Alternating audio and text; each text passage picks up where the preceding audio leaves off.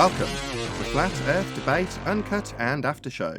I'm your host Nathan Oakley, and if you are new to this channel, or you've not done so already, then be sure to subscribe, hit the bell notification icon and join button if you'd like to become a Nathan Oakley 1980 channel member and keep up to date with the Flat Earth Debate. If you would like to support the channel, there is a super chat that runs alongside each of these shows while they premiere, and there's also a PayPal, Patreon and crypto link in the info box below the video. Also, below this video, you can get £50 for swapping your UK electricity supplier to Octopus Energy, and this is a particular note if you drive an electric vehicle. Speaking of Patreons, I'm going to do a quick shout out to all of you who do support me on Patreon. So, a massive shout out of thanks and appreciation to Rob H., Ben White, Maximum Gravy, Austin Whitsit, John Kays, Julian Jeremiah, Tommy Swagnett, Michael Kahn, Patrick Gunnels, Banter, Will Brax, Mel B. Styles, Troy Shuker, Bosnail, Sampson, Maris, Hairy Blade, Mobile Mac 777, Neo the One, Last Cat FE, Rob W, Open Minded, Reese Pound, Del West Watson, Mike, Muted, Dick Earth Skeptic, Maria Nealands, Unbelievable Productions, Blue Ridge Ranger, The Real Gabster, Liam Nedrick Jr., Abraham Mohammed, Adrian Quintana, Skeptic 936, Life is Short, theflatearthchannel.com, Texas Mike, and David Wayne Foster. Also, another massive thank you to a couple of people who sent me a few PayPal contributions, which have been extremely well received, so thank you very much indeed. It really does help, so thank you very much to those anonymous couple of people who sent me some PayPal donations over the last 24 hours or so. So thank you very much to you. I have sent you messages via PayPal as well, so thank you via that. With that, I'm going to hand over to whoever is in Discord and Google, so you can enjoy their dulcet tones while I set up for today's live show.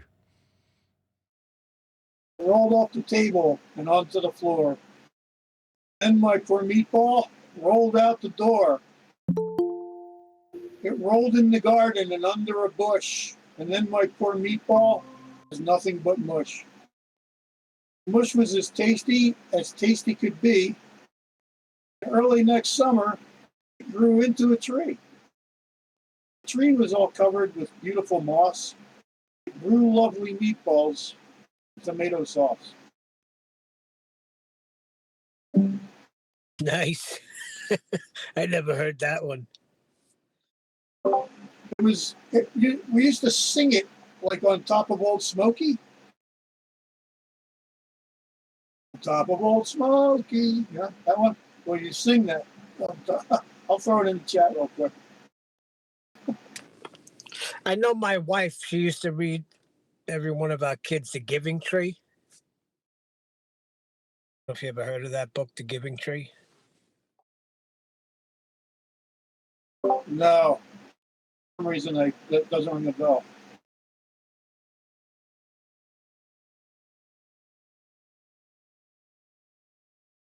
Hello. Hey, Ten, you heard of the book The Giving Tree, haven't you? Yeah, but whenever I tried to do it, I was short on cash, so I was always out on the limb. Oh my God! Why was I not expecting that?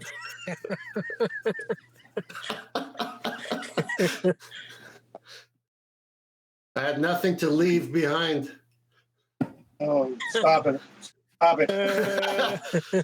Come on, you came singing about some song that had a nice little thing to it. What was that all about? I don't know, he's a meatball. See how much fun we're having? See how much fun we're having when you don't have cognitive dissonance? Yep. I don't know. You got Bob coming after you, Tent. You better run for cover. Oh, no. He's, like you said, he just wanted a soundbite. Did you read my post in Master B? Yes. Yeah. I mean, he was live on the show. He could have just started talking. He decided not to. You got to ask Adam Meakin to give his analogy of what it was like. He did it on a QE show yesterday. It was pretty good. Well, I mean, he said on that one time he did come on, I wrote down a few things. I'm not here to define geometry, Bob. I don't need R, Bob. I don't need a horizon, Bob. Circle, 2 lines through the center, right behind him. He drew it. He couldn't even define the circle or even say those 2 lines were radii, Bob. Only cited himself, Bob. Distance had a distance, but not a straight line, Bob. And the last one there's probably more, but the last one, I'm not claiming a sphere with his grease board with a circle with 2 R's, Bob. Now, who in their right mind is going to go on any show with a person that dumb or that fallacious? I mean, this guy, he needs to present himself better. I mean, all I've done is watch videos and read books on the Sextant and its operation. That's all I've done. I haven't done anything stupendous. And then I'm just seeing things and reporting to the panel. And look what's happened. Well, see, the thing, From their own books too. Yeah, Bob is claiming to want to have a reasoned debate with you. That's what a debate is. It's a reasoned position put forward, but he accepts faulty logic, which is not reasonable. So how are you supposed to have a reasonable debate with somebody that's unreasonable? Why can't. would you step into that? Yeah, why step into that? You can't. That's why Ted said no. You're into fallacy. End of story. Yeah, that's right. So I didn't even have to think. That words just came up because you associate fallacy with Bob. And so, no, I'll debate people on subjects I haven't even heard about, but they want to run by me as long as they're good people and not fallacious. And I'll say, you know what? This is the first time I'm hearing. We can't really say this was round 1, but you got my interest. Let me go research it and let's have a real round 1. Now, that's what I would do with a reasonable person.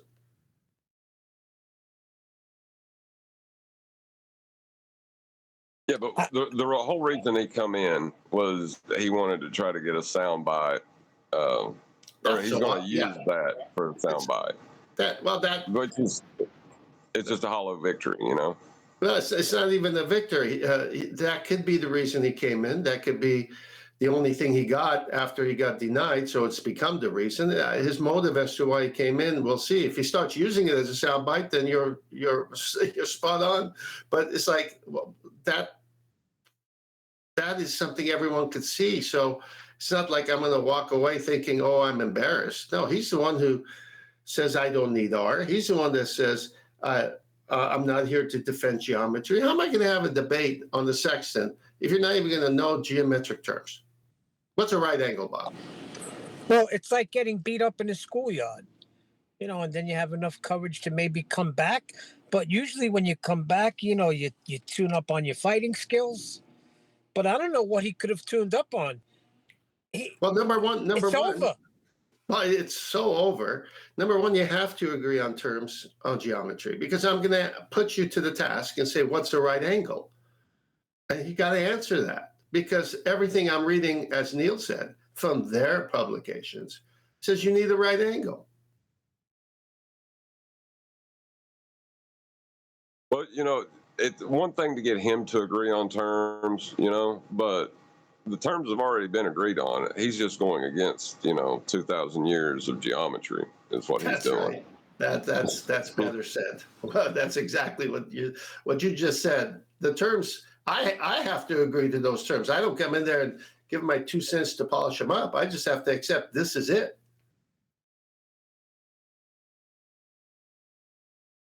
When he denied the radius, that just floored me. Like, how in the hell are you going to say that you don't have a radius on the sphere you drew behind you? It was a circle on the grease board. He drew it, and he was saying what you're saying. He wanted for it to depict the sphere in 2 dimensions, and he drew from the center 2 radius lines, creating an angle. And he would not even own that. Who wants to debate anybody that is that off? I mean, if my dog accepted the debate, my dog would bring some class to the debate. So no one should even debate this guy because he doesn't even know what basic circle is. That's what QE said. He don't even know what a circle is. Yeah, I mean, you're not even going to be talking about the same subject with the same meaning. Like if I say R, he might be thinking Reese's, chocolate. No, he calls them Eases. That's why he goes by Bob. He's denied R in his own name. Eases and no Robert. Yeah, he talked about gravity because he can't accept R no more. He can't say R. Joking aside, it to me is seeming more and more like a bit of a waste of time once people go beyond that point. So as time goes by, I think there'll be a more clear dividing line between your normie, right? You in YouTube terms, if you've come across somebody that's reasonably well known and they've made an anti-flat Earth video, but they've just used the standard globe rhetoric, right? That's not what I'm talking about. I'm talking about the people like Bob who've gone into the depths of anti-flat Earthism. Well, that divide line will get more and more clear as time progresses. But once they've gone beyond that point, you then can't have a reasonable discussion in terms of a Socratic discussion with them because they won't agree on terms at that point. In other words, in order to keep their fundamentalist religious faith in a sphere, they must redefine terms at that point. Now, that's not reasonable. You're no longer having a reasonable discussion with them. Once the point that they had lost was elucidated, they redefined the terms you were discussing up until that point. Now, those are the majority of majorities. This is what we're talking about, anti-flat earthers. They are the minority of minorities, sorry. I hope I said that right the first time. Either way, they're not of concern as far as I'm concerned, right? Our focus should be just on the general Western world rhetoric that's laid down and defined with terminology that we can go to anybody else with, and based on the Socratic method and establishing reasonable terms based on definitions, explain how things in the current paradigm don't work, are debunked, etc., etc. But the moment you get to somebody who's an anti-flat earther and they're redefining terms, they become an unreasonable man. Man meaning person. So, why debate with an unreasonable man at that point? Ergo, it seems to me like a bit of a waste of time talking to these people at this stage. I've got to be honest. That's what we said. It's well said, Nathan, and that's what we were saying. It is a waste of time. Well, it came out without thought, my response, because I wasn't expecting him to address me directly. And what did I say? Are you that fallacy guy? Then no, thank you. Now Right on point. So he can edit that and just put the no thank you, but then everyone knows because we got the original. But now if someone hears the whole answer, oh, are you that fallacy guy? No, thank you. So I called them out. So the opposite would be true. If you weren't so fallacious, I'd be more than happy to. Stand in line. I've got a couple of people asking me to do it, and I told them I'm not ready yet because I want to get my other ducks in order. But those people who've asked me to come on their shows are not fallacious people. Yeah, exactly. That's not reasonable. Why would you want to waste your time with somebody who isn't reasonable? Most people, even when they're heated, aggravated, which you weren't, right? You were a picture of calm, are reasonable in most circumstances if you reason with them. Now, in the case of people like Bob the Fallacy Guy, you're basically declaring your reasons ahead of him even asking you out on a date. Oh, was it a date? Yeah, you're the first to have this happen to you. You're in a position, like I am quite frequently, 10th. You have got somebody coming to you saying, I want you. I want you. And you go, I don't care. And they go, he doesn't want me, but I want him. And he's a coward because he doesn't want me back. That's what I get quite frequently. And I have to lay it out to them. If you want me, you can have me. There's the door. What's that? You say you want your terms when you get me because you want me. Oh, I couldn't care less. Go fuck yourself. Will you do that for me? Oh, you won't? Oh, I see. So I should kowtow to your terms that you need fulfilling to satisfy your desire to meet me. No. I don't think so. Your reason is a bit clouded here. They're under the obligation, or let's flip it back onto you. Bob is under some misapprehension that you are obliged to offer him anything at all, ever. No. His desire is in your direction and not the other way round. Do you give two tosses about Bob, ever? No. I'm sure he doesn't occupy any of your time, but here he is asking you out on a date. You're telling him no thank you. That's basically what Adam said yesterday, but you got to ask Adam to say it to you. Yeah, I didn't take it that way. Obviously, you guys have a different angle to it, and it's a funny one, and it's probably based in truth. But I didn't look at that way. I mean, I'm on your show. He could just start talking. He decided not to. I understand he has a YouTube channel. So if I really wanted to be on the show, I'd go to his YouTube channel on my own, because I would say, you know what, I think he's misrepresenting how Sextant works. So I'm going to go share my knowledge and see if we can come to terms. But then that would be if I didn't know anything about him. But I know so much about him now, to where if he doesn't want to define terms in geometry, what's the point? All I'm going to do is say, what is the sextant? And he's going to say it's an angle measuring tool, because he has to. Okay, but then again, he doesn't have to, because he may not want to agree with those terms. But if he does at least go that far, then the next thing I'm going to say is describe what a right angle is.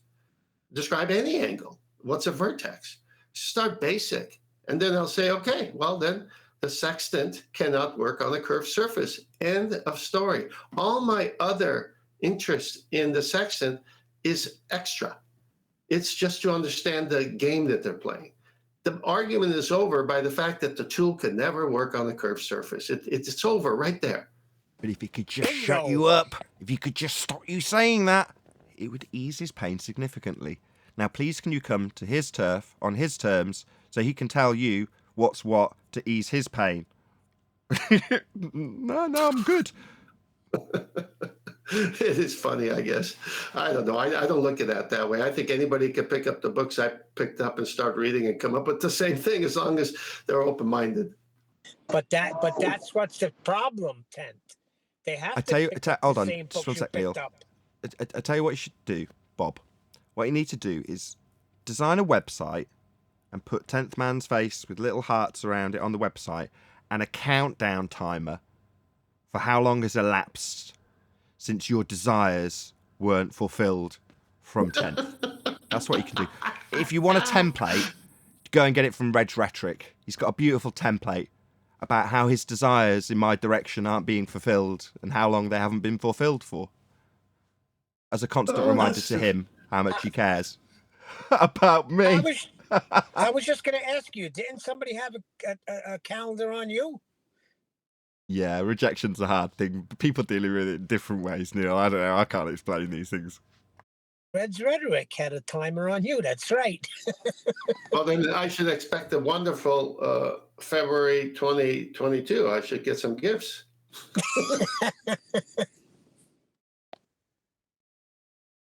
You know what they really want, though, because the terms have already been defined. They've been defined for thousands of years. That this is geometry. It's not magic. You know, what they really want is a place where they can't be held to the definition of those words, where they can control pretty much every aspect of the debate.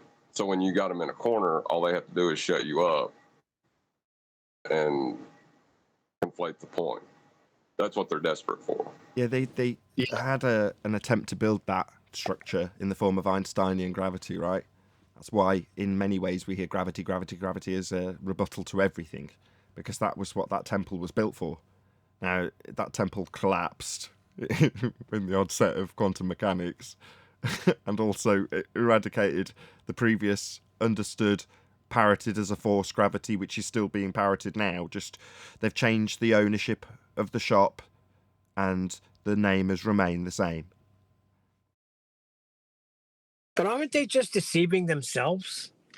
Speaking on John's point, Yeah, but you're just deceiving yourself. Yes, but they want to, in this case with Bob, want to project it onto another person that's causing that pain when they have to assess it themselves.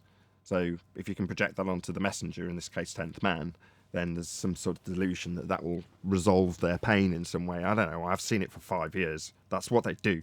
I don't know why. I mean, maybe in a similar scenario, I'd project that pain straight onto my adversary, but I don't know. That, and I don't see them as an adversary anymore. I see them as a kind of pathetic little waste of human skin over in some sad little corner of the internet, anti-flat earth. It's just sad. But there we go. They've got another delusion that they can cling on to because they get heavily promoted by YouTube. So from the viewing stats and YouTube perspective, there's everything to praise. And again, for some people whose name won't go, mentioning anti-flat earth, that might also be seen as some way of soothing the pain. Nathan, let me, before you start the show, I'll share. Well, obviously, everyone's going to hear this when they hear the Uncut and After show, but it's okay.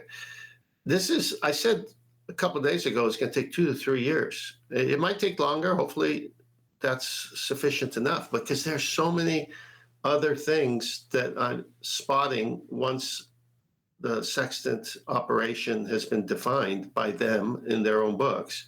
That's an angle measuring device. These other things that I'm onto now are equally devastating for them, but it's from a whole different perspective. Whereas the Sextant was, this is a tool, this is what it does, and it could only do this, and there's nothing else you can do about it. That's why it's such a clean argument. But then I'm looking at all the other drawings and the other verbiage and the scenarios that they draw, and then I say, you know what? It's not my bag, all this math and everything, but let me just jump into it. So I start jumping into it, start watching videos. When I have to watch a video 5 times to get it, that tells you how complex it is. So it's like, wow, I just spotted the lie. But it took like five times to watch it. Then I got to go order a book on it and read it. So it's going to take 2 to 3 years, maybe longer, maybe shorter. But there's so much more coming on the heels. Get ready, on the heels of what the Sextant, the tool that's limited to measuring angles with a straight baseline, because we're going to uncover all the other lies, and it's going to be a fun ride.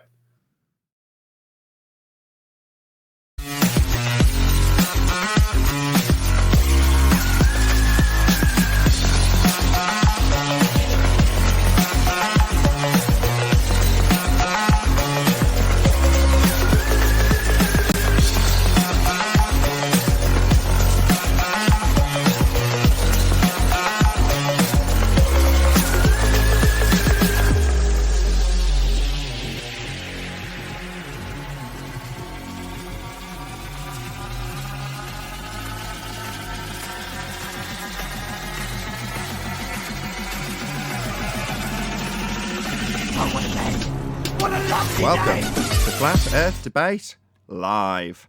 I'm your host Nathan Oakley, and if you are new to this channel, or you've not done so already, then be sure to subscribe, hit the bell notification icon and join button to keep up to date with the Flat Earth Debate.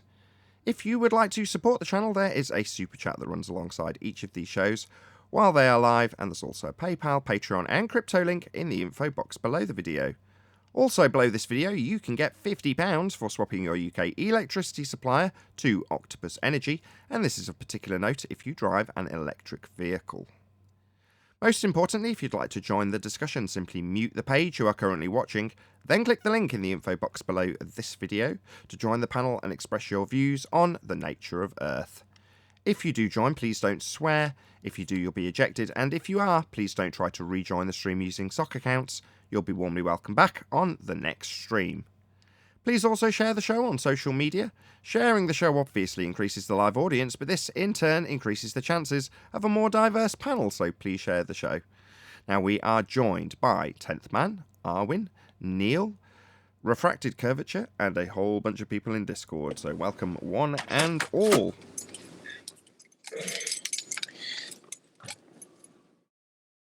Hi, Nathan. Hello, hello, hello.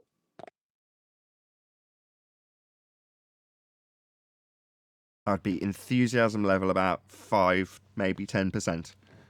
Rattling keys. A faint hello from Discord. We try that again. This won't get edited, but I'll pretend like it will for humorous effect.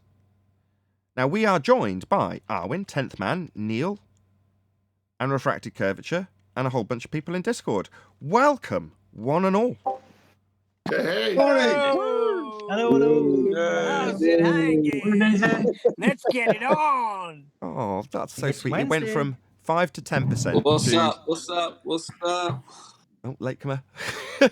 It went to... We're celebrating the guy in the office's birthday party, and the managers just told us all how unenthusiastic we were. So it went from 5 to 10% to... Yay! Pretend enthusiasm! I was getting a cup of tea. I apologize. Oh, dear. I Okay. was letting the cat out. Sorry. Letting the cat out, making a cup of tea. That's what I'm talking about. There's a warm-up to this show. The intro takes about 45 seconds between us all having a nice little chit-chat in the pre-show to a little bit of silence when the intro's rolling for the live audience. And now, everyone just disappears and gets a cup of tea and puts their cat out and goes to the loo. Isn't that nice? It's all about timing. Yes, if it were comedy. However, it's education and consistency is what we're looking for. Any evidence of a physical geometric sphere-edge horizon, formerly known as the curve of the Earth. That's a negative. That's the absence of R. How is that not comedy? I don't see this as Can comedy. you have a straight? Do you see this as comedy? Biggest deception in mankind's history, as far as I'm concerned, Darwin. Every Western world society member is under the misapprehension that the world beneath their feet's curved. It's not a joke. The major deception. Yeah, you can watch sports on the weekend and hear the announcers, oh, and gravity took over. And I'm like, you should be on the debate show. Hold on, reading between the lines. Go down the boo-boo. Say again, Arwin? I don't know. I just think it is also a comedy. I guess that it's not really funny when it still hurts, but eventually you'll get over it. Right? It's like when you're a teenager and you're really in pain because of whatever your situation psychologically. Yeah, it really, really sucks. But then like 10 years later, you're out of it. You can probably look back and think like, oh yeah, that was so silly. It's kind of funny. Right? You know who takes that attitude? Thrice 8 Hermes.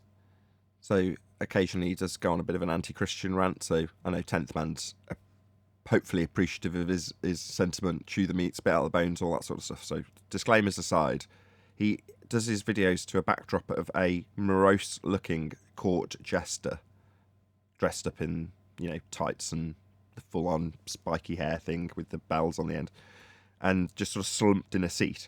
And the reason he's got that as his backdrop is because that's exactly his attitude. Sometimes you've just got to laugh. You can't reason with the normies when I talk about the 99% that just won't go on to do primary research in any way, shape or form, and they'll just accept whatever guru comes up next, so long as they've got a decent enough explanation that's offered on a platter that has decent background to it offered to them. That's good enough for the most majority of people.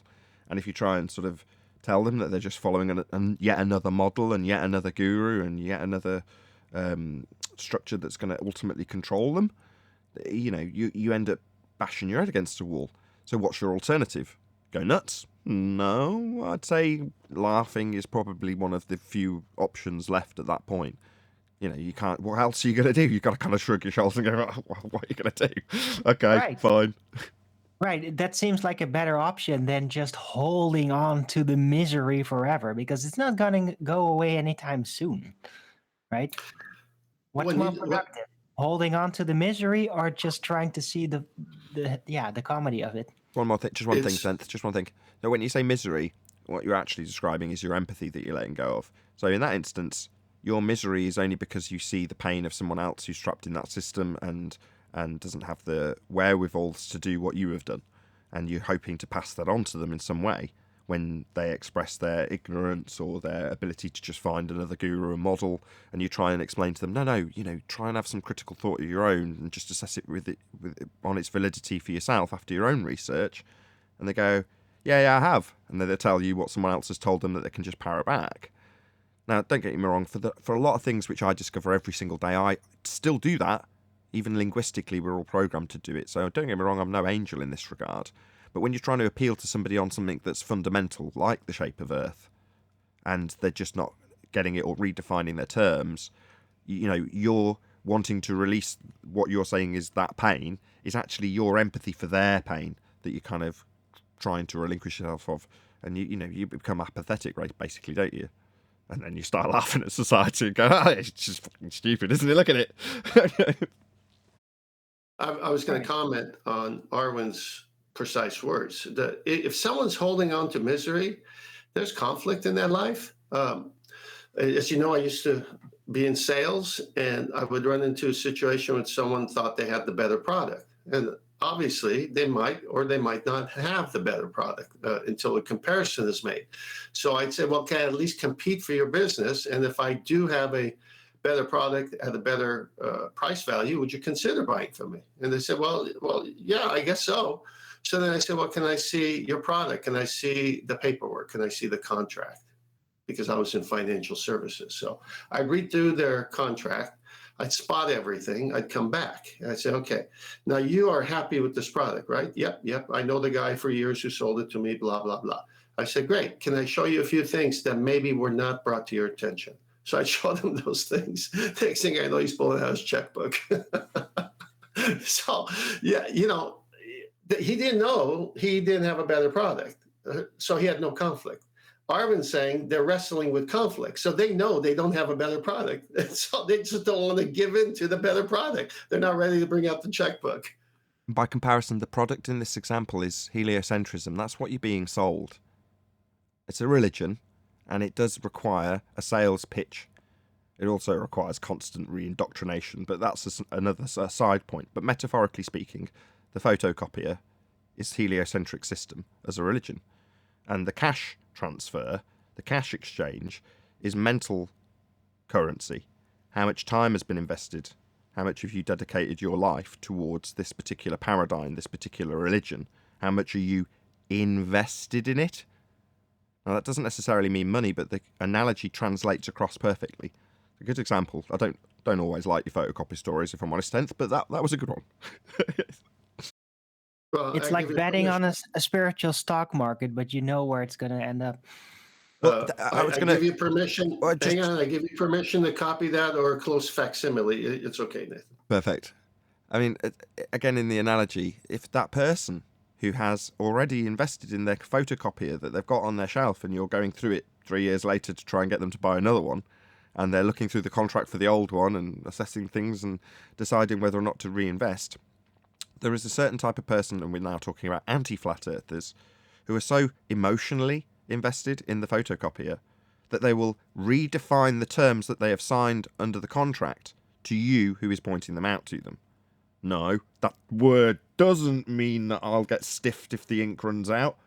That means something else. And doesn't necessarily mean and. It can also mean or something along those lines. Ha! I was just going to mention that one. Of course, you can all sense where this goes. Sleeping Warrior's in the chat, by the way. Hey, Sleeping Warrior. Oops, what did I drop? We'll address that later.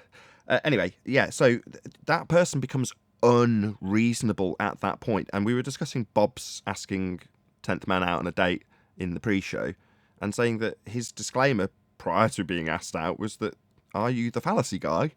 In other words, a disclaimer that I am acknowledging to you and the audience in this instance that you are not a reasonable person. Why would I want to converse with you?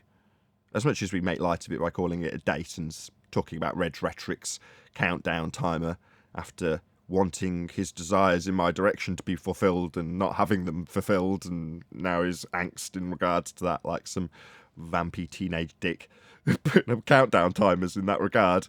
But maybe Bob will do the same, we don't know. But jokes aside, the person's unreasonable. Why would you waste your time with them? And that's what happens at the photocopier example, where the person starts redefining terms of the contract. They slip into anti-flat earthism. And then at that point, by comparison, they're a lost cause as a customer. They're hugging the photocopier and calling you a demon. Telling you that your children should be taken away from you and you should be locked up for pointing out certain terms in the contract. yeah, you need to move on to the next shop and try and sell a photocopier to someone else. Or maybe give up on selling photocopiers. If that happens in every shop, as it might do for us if we continue to sell our metaphorical equivalent, which is the non-heliocentric world, the flat plane that we actually dwell atop. Why pitch it at all? Why are you selling it? When we say, why are you making a claim on Flat Earth Debate? Why are you having to make this claim? Anthony Riley from the chat. Yeah, you don't need to. Well, no, I've got to sell this photocopier. Have you? Alwyn's attitude earlier is, why? Just sit back and laugh at them. Just look at them. Aren't they funny? Have a bit of apathy because it'll keep you sane. But if you're going to keep wanting to sell that photocopier, I go in and proactively promote your ideas and notions. I'm not talking to Sleeping Warrior at this point. I'm just talking generally, by the way, in case that was not made clear. You're going to end up being that guru. You're on a path to try and create models and structures, and they're there for a reason, to control the people that they are being presented to. So you are in control of them and the model that you're selling them. I don't want to sell photocopiers. I've worked in sales. I don't want to flog the flat earth, especially when I don't even believe in 99% of what, quote unquote, the flat earth is, when it's stereotyped into existence by our opponents. So I'm not selling that photocopier. Sod that. Yeah, but you know what's going to happen, though? If you don't sell the photocopier, you end up with a lot of photocopiers. There's going to be pictures of people's faces and butts. That's what you're going to end up with. I wondered where you were going with that. There's going to be a lot of people breaking into that warehouse so they can photocopy their ass. I don't think so. But it's a nice way to end the analogy with a bit of humour. No, that's you going to be doing it, because what else are you going to do with it? Sorry, let me get it straight. For Arwin, if you've got a load of photocopiers, I mean, what else are you going to do? You've got to photocopy your bum. That's just how it is, right, Arwin? That's what you got to do. Well, not me personally, but me. You're saying I would have to photocopy my bum if I was lumbered with a load of heliocentric photocopiers. It's funny how Arvin wants to collate with photocopiers. Anyway, moving on. When I did that interview, well, several, and I posted on my channel, with the electrical workers that came on the property. Hey, you guys standing around waiting for your boss to show up? Yeah. Hey, I have a YouTube channel. We discuss the nature of Earth. Can I do an interview with you guys? I won't mention your names. I won't show your faces, etc. Yeah, that's fine. And so then, boom, it's up there on the channel. You've heard it before. Just, man on the street with this, subject. And they are engaging, and they are not redefining terms, and they are saying, wow, that's interesting. I never looked at it that way. Oh, wow, you got a point there. Well, what about this? And then I answer that. And then, sure enough, through the process, they were parroting the photocopier, the stuff that everyone's indoctrinated with. And each one got handled with class and with respect. When the anti-flat earthers, they can't do that anymore. And that's the problem. If they could, we would. So that's my answer to Bob. Yeah, in the contract it says, in bold, italic, underline, typeface, free refills. Yeah? You go, oh, free refills, that's absolutely epic. And it says, free refills, and then you go under, because it's got a little star next to it. And you say, right at the bottom of the contract, it says, you don't actually get free refills, but you can think of them as free refills when you hand over money for them. And you go, hold on, it says free refills, but in the small print it says, I can think of them as free, but I'm actually paying for them. And you go, yeah, that's their way of saying you're going to be paying for the refills of ink. And you're like, but I was under the impression they were free. Yeah, go back through your invoices that your secretary's paid, and you'll see that you've been paying for ink for the last 3 years. Oh, yeah. But when he sold it me, I thought they were free. He said free ink. Yeah, it says it in the contract, but you can just think of it as free ink.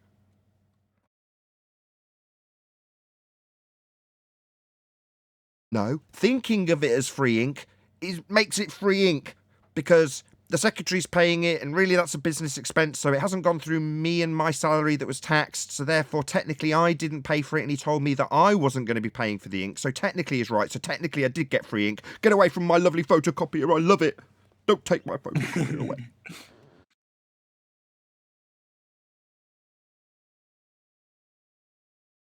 Have we gone too far with this photocopier analogy or what? No, I thought that was brilliant at the end. That was great. Any evidence of axial rotation of the Earth-based variety? Free spin. I was promised free spin. 0, 0, 0. Back in the day, I used to be a mortgage advisor, and I used to have to sell insurance policies for the bank because I was working for a bank. Should I go into an analogy about this? Is this fascinating? Can we take a vote from the audience if anyone wants to hear my bank account? Yes, go. I'm not going to give it. It was a joke. Those preceding details were actually true. I don't have a comedic analogy to line up. It was just done for humorous effect because we're talking about selling mundane too bad. stuff. You should make it a new policy then. Boom, boom.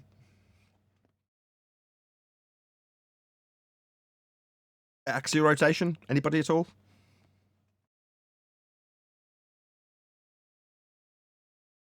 No, even the actuaries don't see it.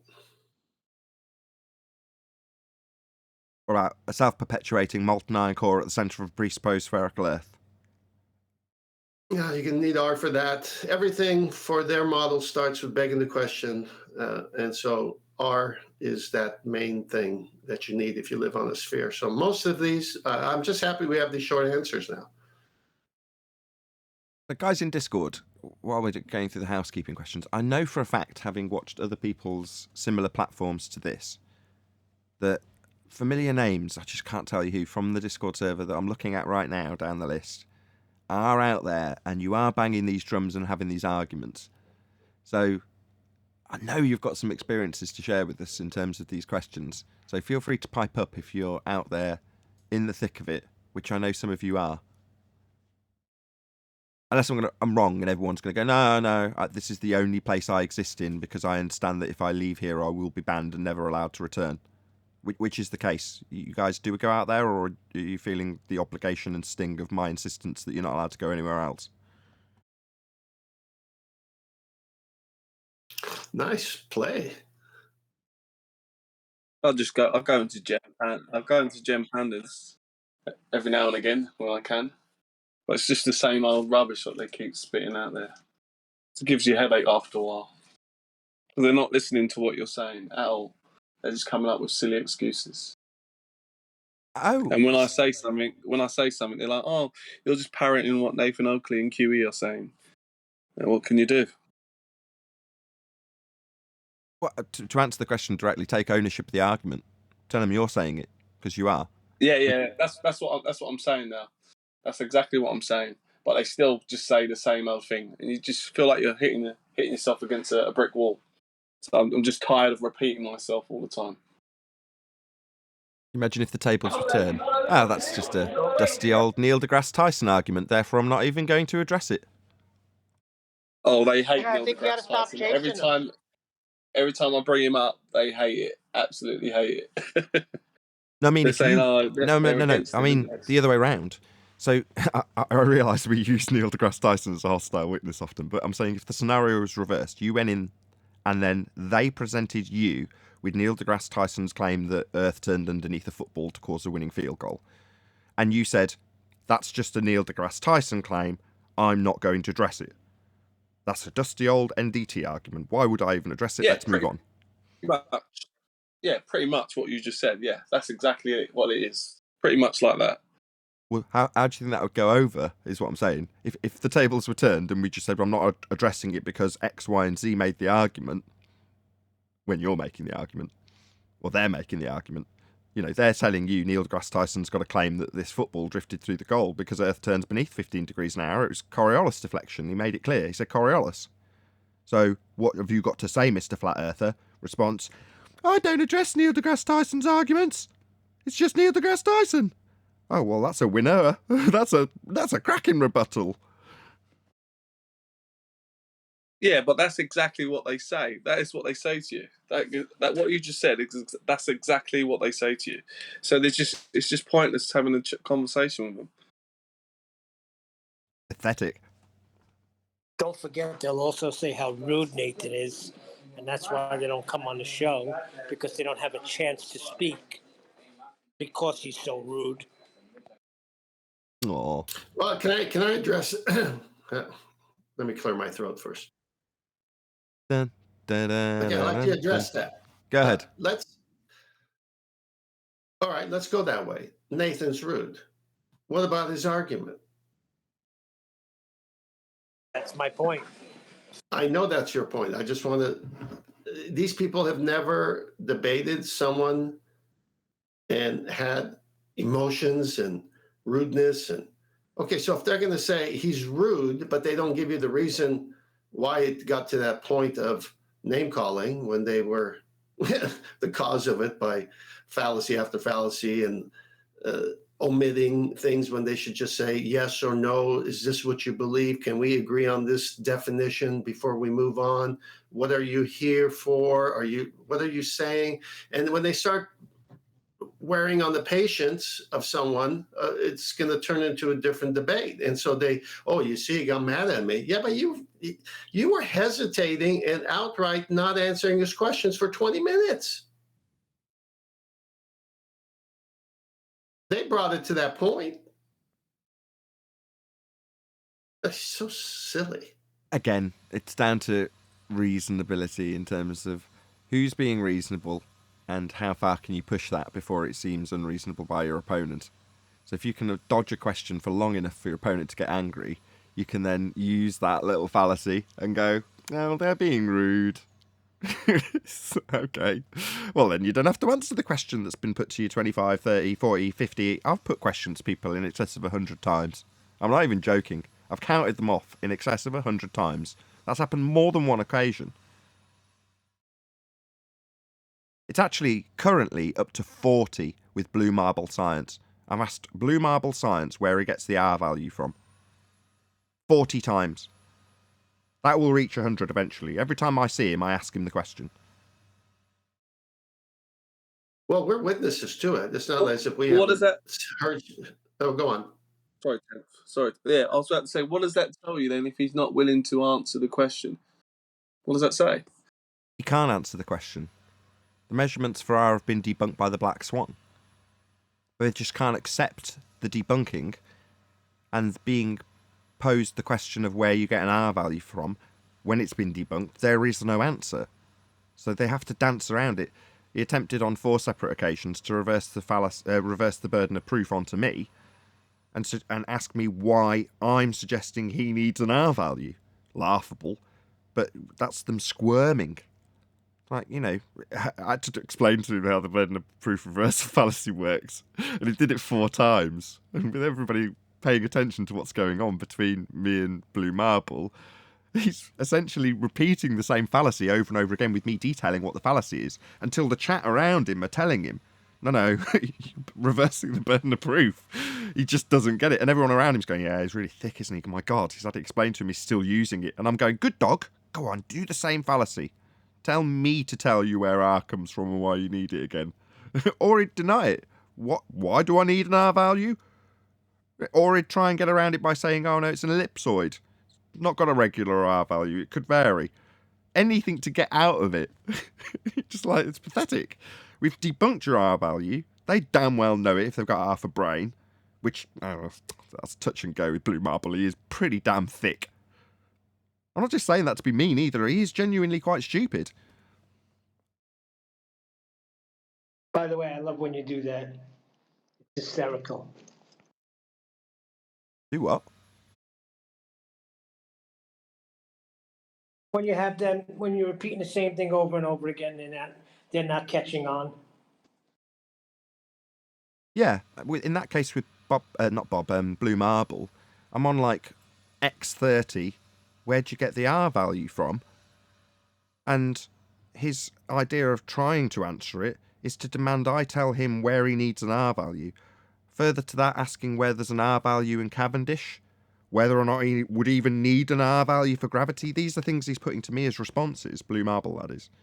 You're like, these aren't a measured R value, just give us R.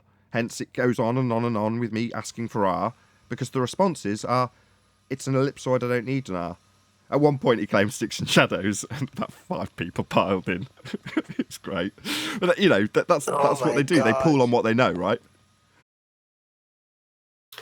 It's interesting that the most important part of their model is R, and they are slow to come to explaining where they got it originally.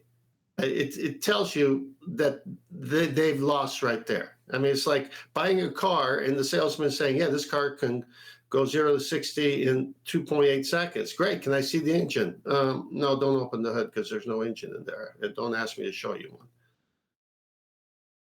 Shout out to Bev Try Thinking for allowing me to do that on his show. You know, he was very gracious. Bev is very gracious as a host. I think the only time he actually stepped in was to say, sticks and shadows, lol. You know, other than that, I don't think Bev intervened once and was very gracious to let me do what I do. Essentially, you could, if you were a dick, argue that what I was doing was spam. Although it isn't ever a just cut and paste. It is for certain explanations I have to save time. But in terms of a back and forth discussion when I'm asking over and over again, I'm not cutting and pasting. I'm having to type the damn question out every single time. And that's why I add X5, X10, X15 as I go up in terms of the numbers to show how many times I've asked. So that I don't get timed out for spamming. Because it can be perceived that way. But ultimately, it's somebody being asked a question that I know damn well they don't have an answer for, and they're never going to give a concession. That's why it ends up being X100. Where'd you get gas pressure without a container, conspiracy cats? X100? I'm not even joking. He's been asked 100 times. And you can add to that 100 the 25 to 30 times that he was asked by Tommy, and probably lots of other people where he's dodged the question over and over again. Yeah, share your pain, by the way. Without the container, there can be no pressure. End quote, conspiracy cats. Yeah, that's going to haunt you for the rest of your days. Without the balloon, there can be no pressure. End quote, conspiracy cats. Yeah, these quotes will haunt you for the rest of your days, given that you've educated and indoctrinated children with the notion of a sky vacuum that stands directly in violation with natural law. That's going to keep you up at night. Well, me asking the same question 100 times is me twisting that knife repeatedly. And I'm not going to stop with these anti-flat earth dicks who need to redefine terms in order to attack us and ridicule us when they're in the minority now. They're in a slightly smaller section of the society that we used to represent 5 years ago. Don't forget, the question really is to get pressurized. Can I change the subject slightly, although we're not through housekeeping yet? Well, one thing on that sticks and shadows. So sticks and shadows is such a silly comeback from them, because when you have a closer light source, and light is the diverging, as we know in our reality, we don't have parallel sun rays at all. I mean, it's so obvious. But they'll still go back to their sticks and shadows. So what is sticks and shadows? If the sun is directly overhead a stick, it's not going to cast much of a shadow at all, if any. Because it's right overhead, the zenith position, highest point in the sky, directly overhead the stick. Wait a few hours for the afternoon time, and you see this long shadow that the stick is casting. So are we on a sphere? And is that the reason, because the earth curved away? Or is the sun going away and it's at a different angle? What does it prove? The argument is that's why you need R. Any evidence you can have gas pressure without a container? No, there's no way. Just show it to us once. You mean pressurized gas? That was one of the conspiracy cats' responses to Tommy, that had it been in a chat stream with me numbering the amount of times asking the same question, he'd have got one more strapped onto that tally.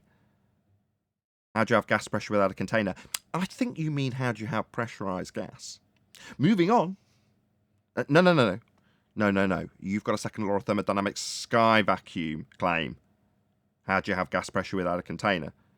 No, I did actually already answer this. I think you mean how do you have pressurized gas? Moving on. Okay, how do you have pressurized gas without a container? I think we've already covered this. Let's move on. And so it continues. Speaking of pressurized gas and gas pressure, as we've discussed this, I didn't know there'd be a link to this, but there is quite a useful segue into something that's currently going on, or I'm trying to organise with the Morgile. So I think Morgile wants to come on and chat with us, because when you're defining terms, we're talking about unreasonable people who won't look at the terms that are laid down, so that you can come to an agreement in terms of what you're talking about and then define how it works or doesn't work in debate. That's the Socratic method. Now, often we will employ hostile witnesses and cite current rhetoric, mainly because our opponents won't actually accept their own rhetoric when we're debunking it.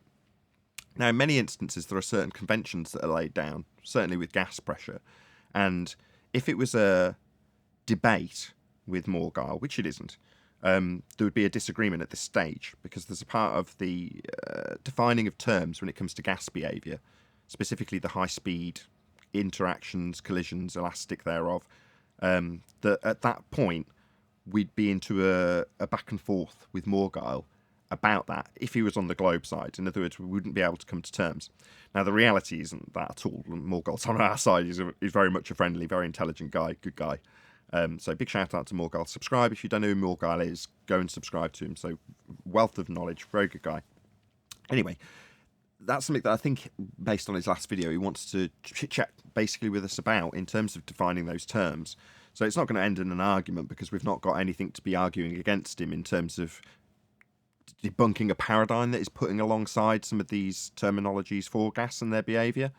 And I think it'll be an interesting discussion. I don't know what you guys will agree or disagree, but when it comes to defining terms for gas pressure and whether or not we've got a sky vacuum, we're working within the defined terms that we've got for us and our opponent. They're laid down and agreed upon by consensus. However, between ourselves, whether or not Morgile will put an excellent case forward for his disagreement in certain aspects of gas behaviour would, I think, be just a fascinating discussion, in the same way as Arwen and Sleeping Warrior battling it out in terms of gravitation and relative density disequilibrium was a fascinating conversation also. Whereas with that, you've got a devil's advocate scenario, which I don't think we have here, unless I'm not spotting something. I think it's just literally a discussion on the Socratic lines. You know, how do we come to these terms? Why do we agree that gas moves at high velocity? How do you know it moves at that speed? How do you know that the collision is elastic?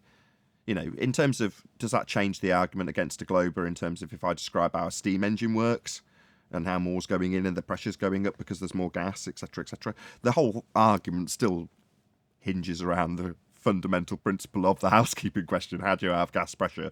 You, being a fundy globe believer with a sky vacuum, have gas pressure. And then at that point, we're into obviously settling on terms that we can both agree on to debunk their claim of the sky vacuum, which isn't easy or difficult to do because it requires containment to have gas pressure. No one will disagree with this. I hope Morgile's not going to disagree with that. I don't want to speak for him, but I'm pretty confident. I don't know. If he does, we'll get him Spurs as a debating teammate. Hold on. Look, you got to Maybe going into incoherent dielectric acceleration. Be careful.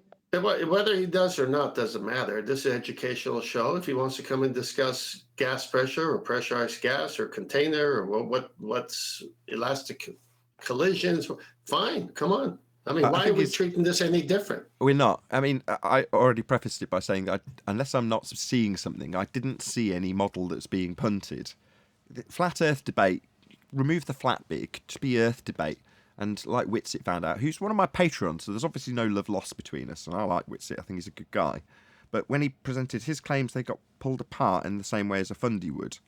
And, you know, if it did descend into a debate with Morgile, I would hope, regardless of how heated it got, there'd be the same scenario as with Witsit. There'd be no love lost. He knows what he's getting into. He's not stupid. And if he did have a model and a reification of that model attached to it, then he'd have to put that forward here in that regards. But I didn't.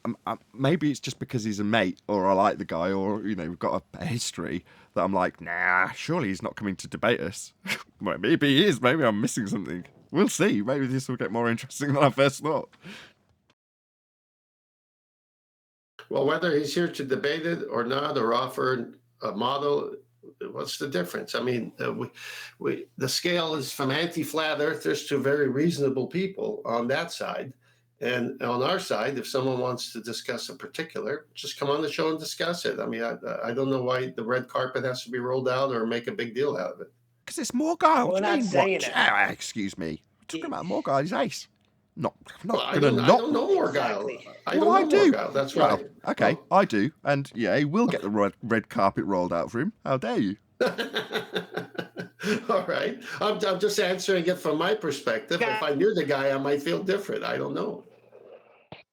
And Morgul's ace, and regardless of how it goes down, hopefully it does get heated. Those are always the best shows anyway.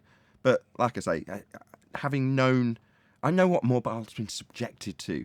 So, in his recent communication with me, he's explaining that he keeps up with the show. He keeps up with the Uncut and After show as well. So the long show with all the info in it. And he's been watching it for a while. And then he's come to question some of the conventions. Now, from my point of view, wonderful. This is the thing I jump up and down about the joy of actually being a flat earther stems around. All right, so something we don't know. If someone's going to challenge a convention that I'm adhering to, even if it is in debate after the Socratic methods with our established opponent in terms of what's defined for their paradigm and how it would be debunked based on their understanding in the rhetoric about how gas pressure works, that's never going to change the argument against a globe. In other words, I don't see any detriment. But it doesn't mean to say that Morgul might want to put forward something that's an actual claim in terms of the nature of Earth. In which case, he's just got to go through the motions like anybody else and back his claim. But I don't think that's the case. I think he just wants to, he just wants to discuss with us some of the conventions that we detail here daily and say, well, have you really considered it from this particular perspective? And if the answer is no, it's like, ooh, this is exciting. That gives me goosebumps. I love that.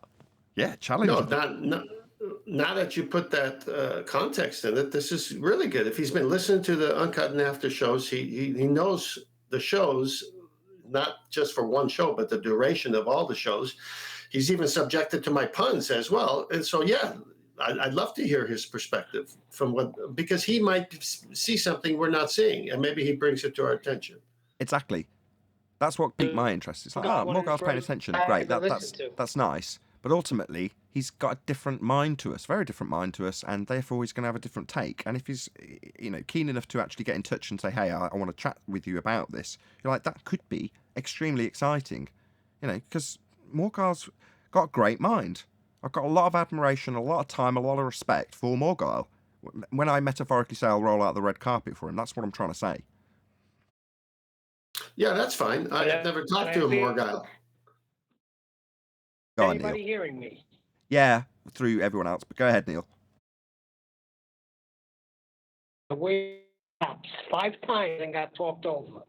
You are breaking up a little bit, so maybe we missed middle, beginning, or end of what you said. Go ahead. Oh, okay, so it's on me. No, he was one of the first guys I like him. Yeah, we're not getting any of it. No wonder you're getting talked through. I mean, yeah, that's a very interesting point, Neil. Thank you. He's in the elevator. I think so. I said. Can't hear. Can you hear me now? Can't hear. Oh, we've got another robot in Discord that wants to chat too. Hey, maybe if Max chats with Neil, we'll get rid of all the audience completely. And now, a prolonged silence. So maybe instead of more guile, you should have less guile. What guile?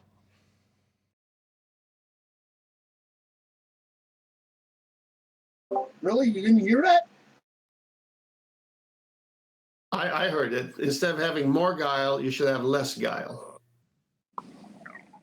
Anyway, now that there's a break and I'm in a better reception area, John the Morgul was one of the first guys I ever heard on YouTube speaking about flat Earth, and he's got a very distinctive voice.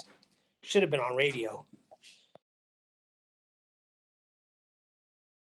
That was the guy who he says he suffers under my puns, and then he delivers one, and no one says anything. But I give you kudos.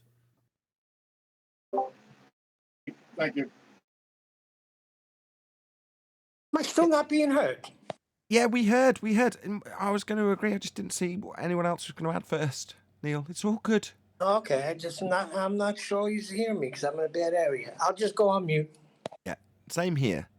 Morgul's one of the first people I watched when I got into the YouTube scene on flat Earth. He's been around longer than I have on this subject. Yeah, but don't you think they don't move forward? Like your channel moves the conversation. they keep talking about the same old stuff, and they only watch your stuff to then they watch your stuff and take it, and then conversation out of it. But your show is moving the conversation forward and forward and forward. That's just my opinion. Would you agree? I mean, I can blow my own trumpet and say, yeah, aren't we wonderful? But why would you say Morgal isn't moving the conversation forward? If you're going to qualify on a scale how much me versus Morgal's done for the subject, this makes me slightly icky just talking about this in this context. But there we go. On that scale, Morgal would outweigh what I've done. Not only that, because he was around before I was. Not at all. I don't know. Not at all. I think you've moved the conversation miles ahead. We've got the Black Swan, we've got the Sextant. You've brought all these people together, so to speak, and you're actually pushing the conversation. The globe is finished. We all know it. They know it. That's why they don't turn up. And it's been finished a long, long time ago anyway. But the Black Swan and now the Sextant from 10th Man is absolutely destroyed them. What can they argue about? Just deny it. That's all they do. Okay. Well, but I was going to say, based purely on length of time, he will have influenced people like me into being and doing what I'm doing. Just by the pure virtue of him doing it with the competence he had, did have an influence on me.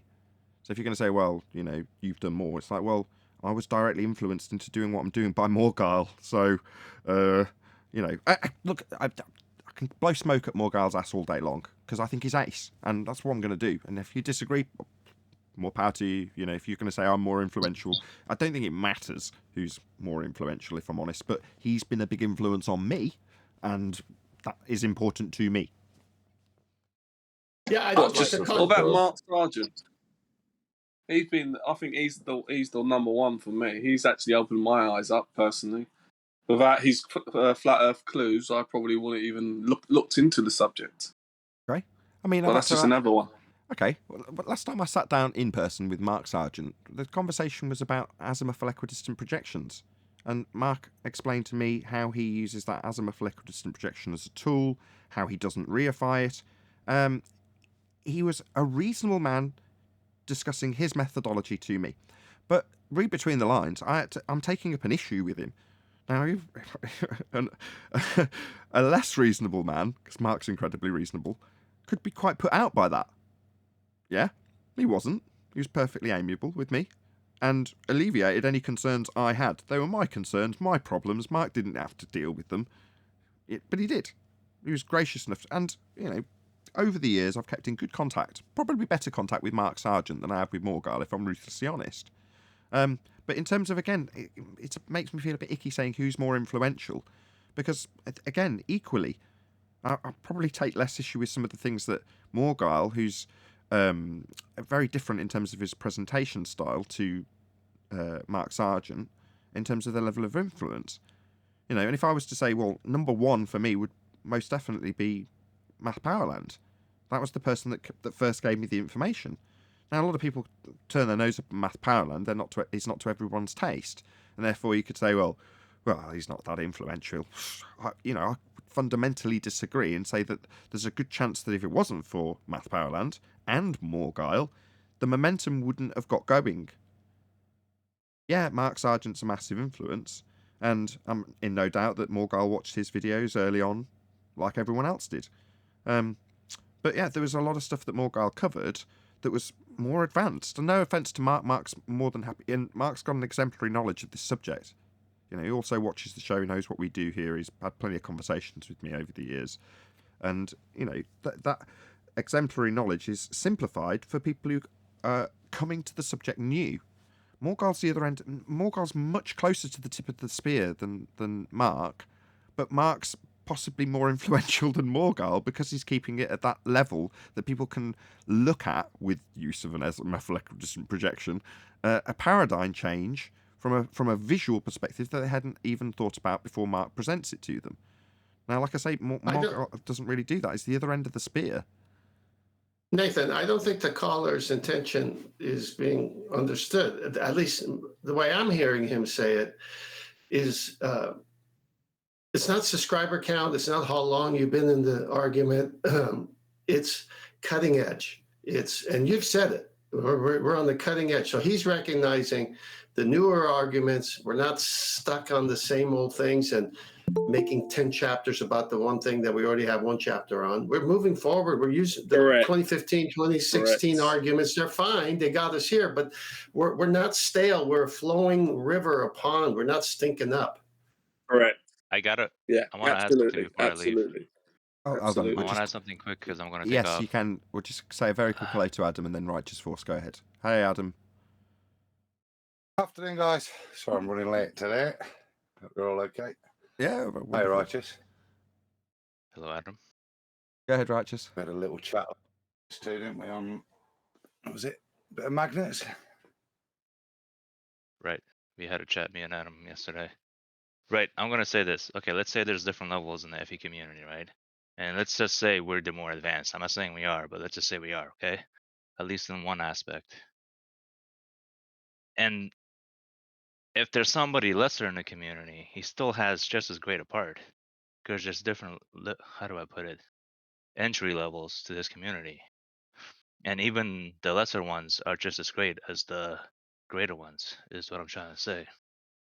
Because No, for we're not me, saying he's less. What We're just community? saying who does more. This show does more.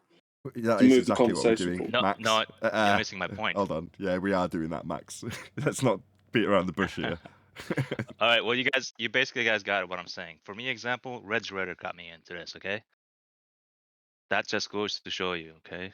There's different, you don't know where somebody enters in, right? And how they get led along, through the community or where to go. And that's basically it. I gotta go. You guys have a good one.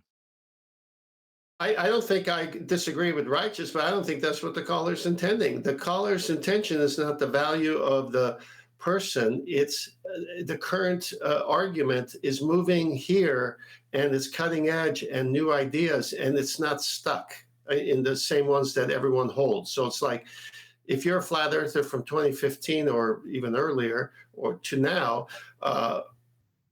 you're going to say we see too far. Okay, well, we've kind of figured out what that means in the baller viewpoint, so we don't say that anymore. It's that kind of nuances that the caller is bringing to our attention.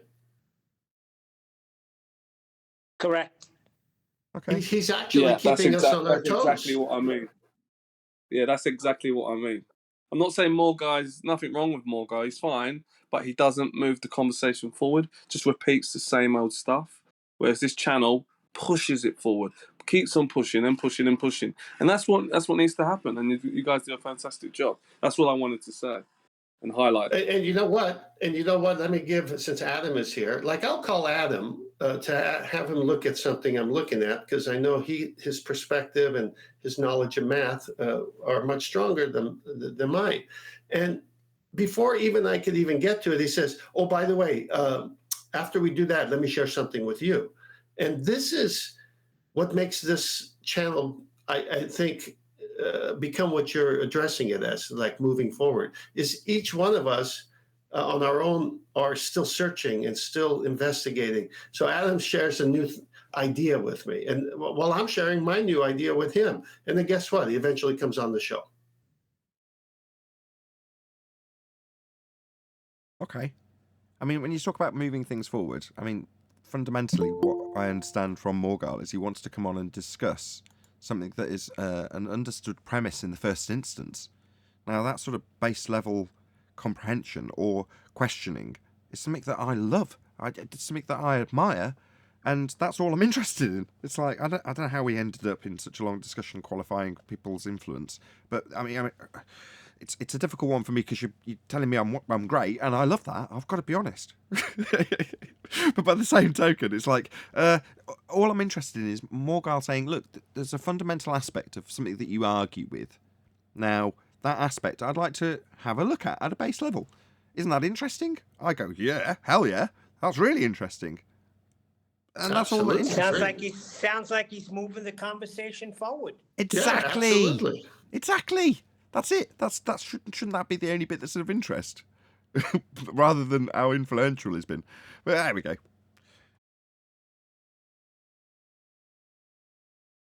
What have I missed? all we did was talk about gas pressure without a container, and I'm saying that Morgul's questioning a fundamental aspect of gas behaviour in terms of the velocity and elastic collisions, and that questioning of a fundamental convention that we use is quite interesting. Now, he's asked, very politely I might add, if you can come and discuss it with us. I'm like, hell yeah, gosh can. But, in the way the back and forth went, I wasn't exactly clear if he wanted to come on and just do it on a debate, or if he just wanted to come after the fact and do a presentation, or I don't know. I haven't hashed out the details with him. But he has released a video recently, or I think it was yesterday actually, that does detail this exact what I've just explained to you in shorthand, in terms of the questioning a fundamental aspect that if you're going to move forward in debate talking about gas, there are certain things via the Socratic method that you will just have to come to an agreement on in terms of how gas behaves in order to progress the discussion. Now, from what I glean, I don't think there's anything, Adam, that the Morgul's disagreeing with in terms of our structure of discussion when we hold up a established convention. There's plenty of times we'll hold up a hostile witness, which is the other end of that same extreme. So I don't think it affects that in that way. He's just questioning a fundamental premises of one of the aspects that we use in debate, which is gas behaviour. That's it. I have a quick question. What is the difference between elastic collisions and just regular collisions? Think of a car smashing into a tree. What happens?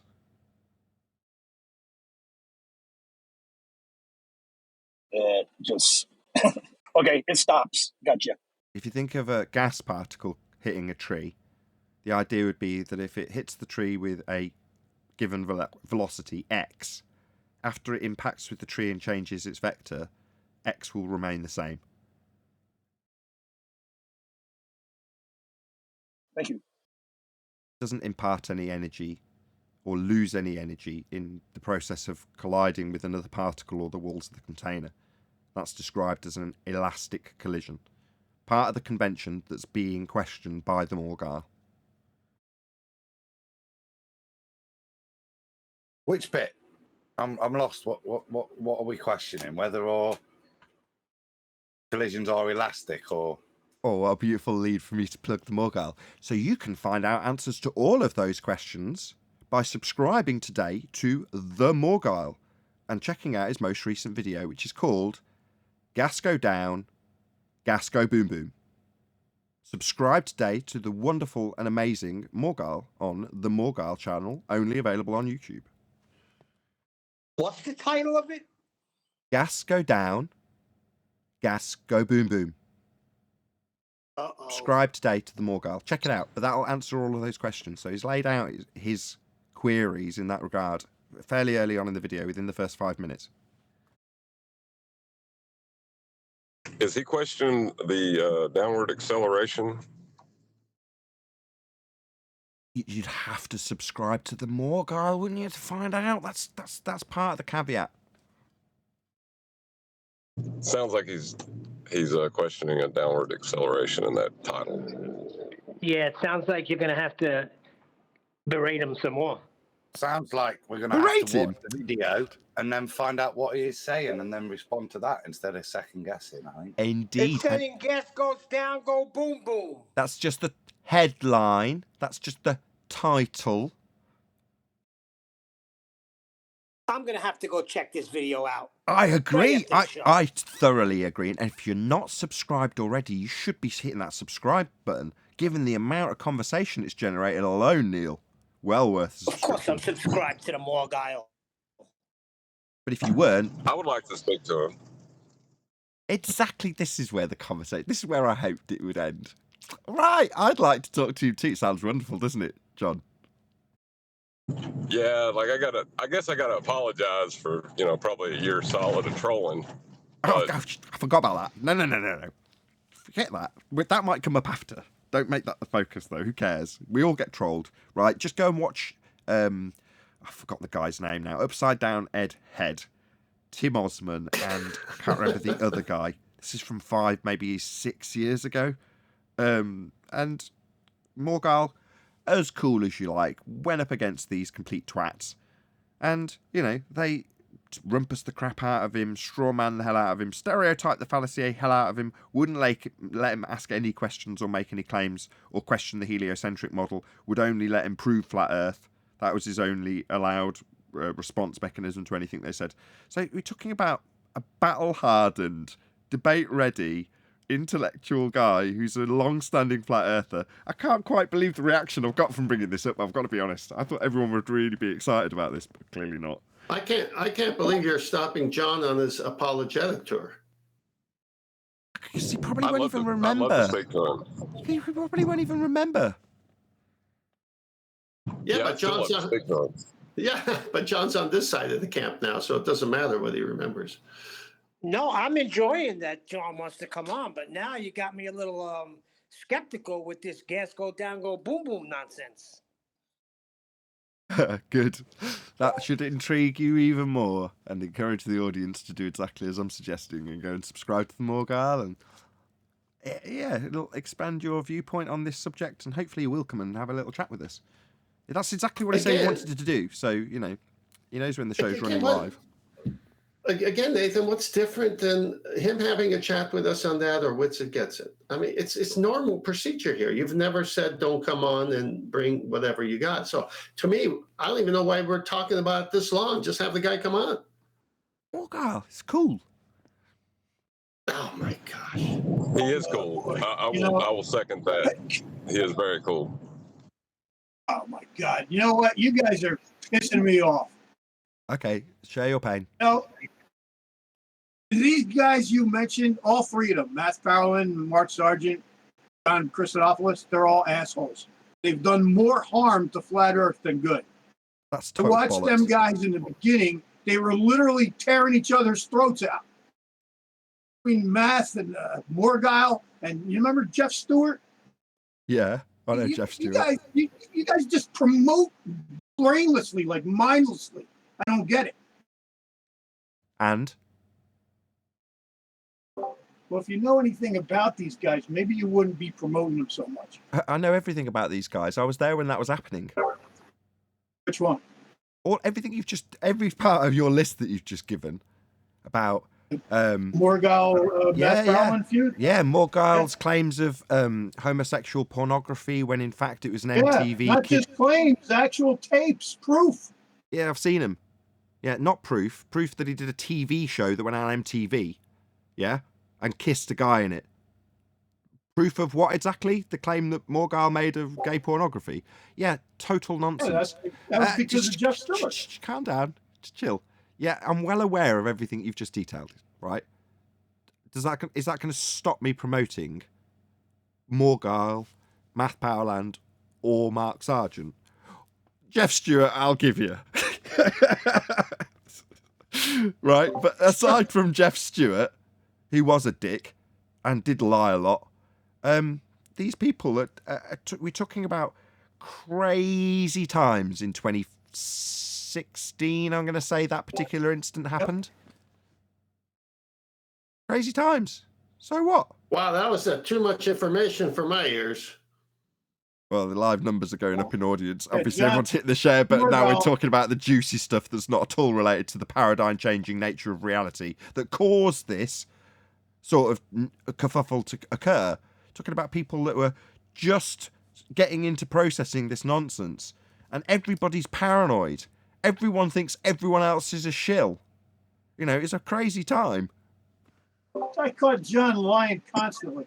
He used to freaking beg for money and do drugs. He's an asshole. Period. Right. Nobody's perfect. Hold on. Why are we... Hold on. He had a problem. Wait a second. The guy recovered. He had a problem. You're wrong, Hop. Don't care. He's clean now. Don't care. Don't care. It's like me saying, let's look at Bob the Fallacy guys. Hold on. Can everyone stop getting so triggered? I'm keeping this going live because it's so juicy. It's like me trying to get people to focus on Bob the Fallacy guy's arrest record rather than the stick up his ass coming from the centre of a presupposed spherical Earth when he claims Sextant will work. Who cares? Chew the meat, spit out the bones.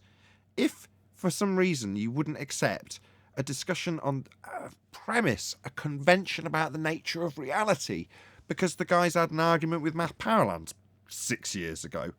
Okay, why? Does any of that matter? Go on. I've just read the introduction to his video. What's the problem? He's challenging gas pressure next to a vacuum. I could see a couple of pictures where he's demonstrating an understanding of gas, but I'm going to watch it all. But even if he had a beef with what we're saying, surely if what the beef he brings gives us enlightenment, I'll go, oh no. Either way, if we're discussing it honestly, then I'm a bit lost as to the kind of a tone in the room that seems to be aggressive to Morgan, and I'm not sure why. Fear. It's fear. You don't have to like what I'm about to say, right? I don't mind if this pisses off every triggered all these Fundy. guys, man. Matt Powerland's a lunatic. He makes. Can you stop slagging me? Stop. Right. I don't care if this offends people, but I know what I'm hearing. I'm hearing fear. That's what I'm hearing. Oh no, you mean the Morgile, who's an intelligent guy, might be able to pick apart some of these arguments that we make. Let's slag him off as a human being. This excites me. But I'm more intrigued now than I was. Exactly. That's what I thought. That's the way this would go. But like so is often the case, Adam, I am very naive about people's perceptions in this regard. And what I'm sensing is people, oh no, could this be a concern? Could Morgile suddenly undo some of the great... No. That is why we've gone on to how wonderful the work we've been doing here is. Fear of Morgile. Why? The guy's on our side. He's a good guy. This will be nothing more than beneficial. Cognitively, intellectually, there is nothing but benefit to be had from this. Even if he pointed out something that was opposed, then that's learning. And we're in this... I hope he does. Not to maintain a paradigm. Exactly. I'm only here because I want these things to be challenged. I'm looking at everything. So Hello? Gas behavior changes now. Okay, that's nice. Has he said that? No. He's questioning some of the conventions we use to describe it. Let's pick on one thing specifically that Morgile's talking about. I say gas moves at high velocity. Prove it. How fast does a particle? No, let's just stick to one thing. How fast does a gas chunk move, Neil? Give it me in miles per hour.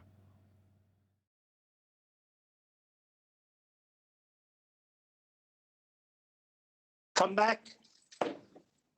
How fast does a single gas molecule move? One gas, if you can call it that. So I'm not using a particular word I want to avoid just so it doesn't get more convoluted than I want it to be. Because he's got several points, all valid. Speed. Yeah. Can I say something? High speed. You can once Neil's answered. He's questioning a particular part of a convention, and I'm focusing in on one aspect that you can go and watch Morgile when you subscribe today to his channel and watch Gas Go Down, Gas Go Boom Boom. He's saying one of the conventions has high velocity gas particles. So how fast do they go, Neil? Do you know? If you don't, that's fine. Just say I don't know. I don't know. Okay, that's... Okay. Oh, it's getting painful. Right, when we get to the nub of the focus of the main bloody bit. It's 500 to 700 meters per second. How'd you know? I just said that because that was the question. Nobody knows. Right? There you have it. There it is. Yeah, it's a description, right? It's part of entropy, which is part of the description. That's why I said high Neil, speed. shh. Hang on. Neil, shut up. Just let him speak. I'm saying that's why I said high speed. Right. Making this unlistenable. Thank you so much. Go ahead. Yeah.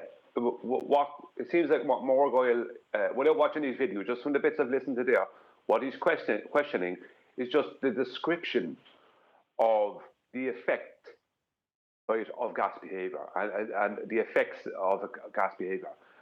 They're just ways of describing it, and within PV equals NRT and that kind of thing.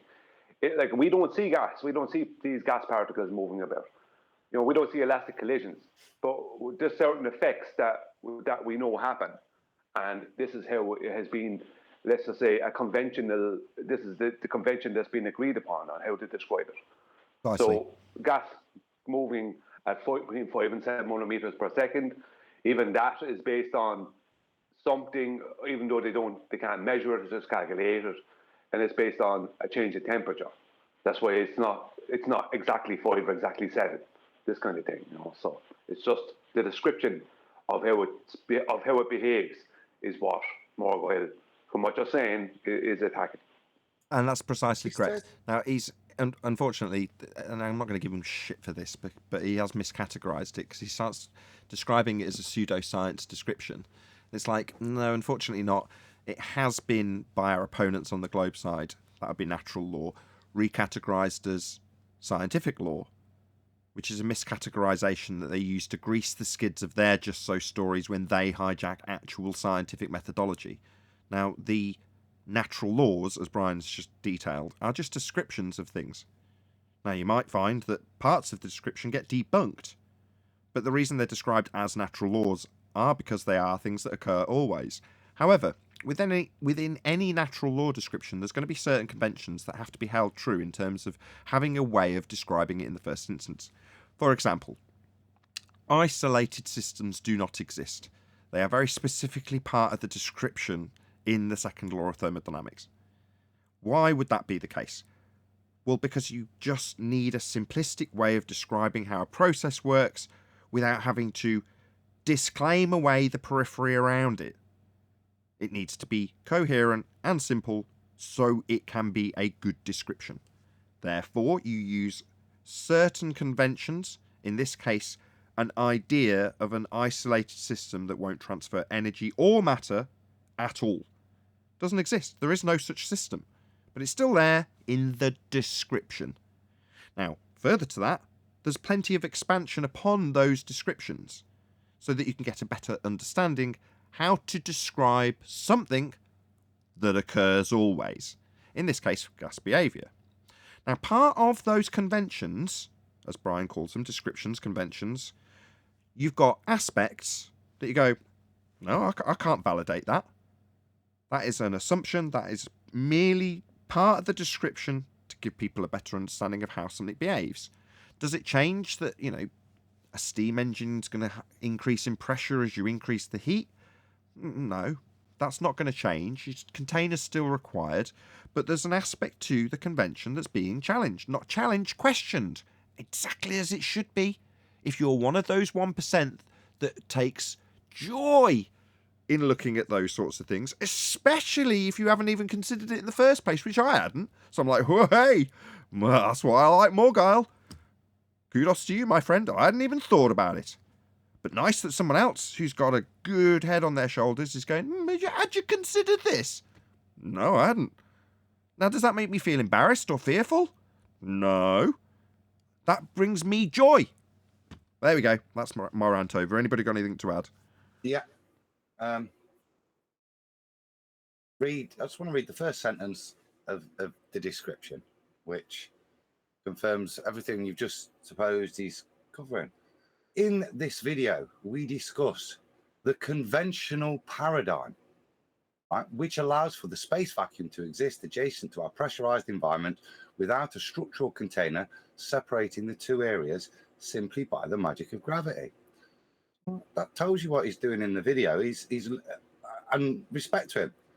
The conventional paradigm is how we describe gas behavior, but it's still a paradigm for them within the convention, and that seems to be what he's attacking. Look, without a structural container separating the two areas simply by the magic of gravity. I'm looking forward to watching it after the show now. It should be quite interesting. It is. It's very well researched as well. A typical Morgile video, basically. Cool.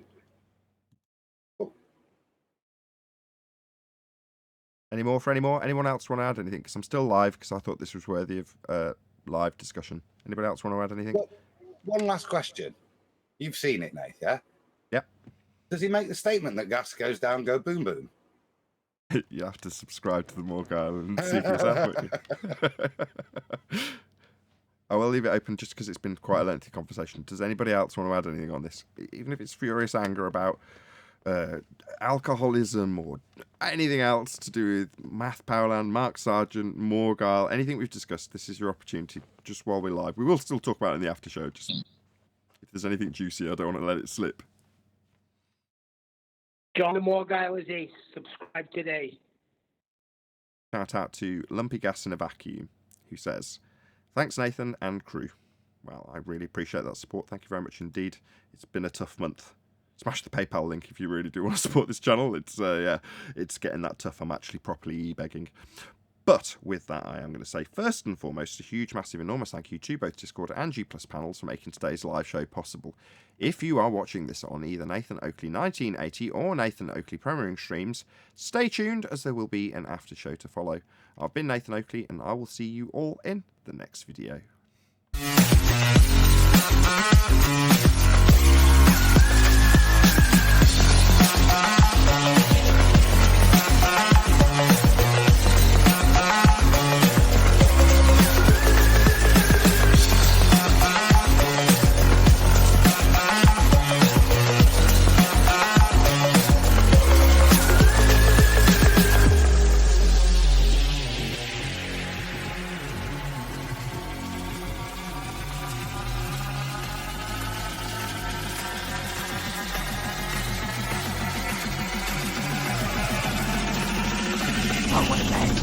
What a lovely day!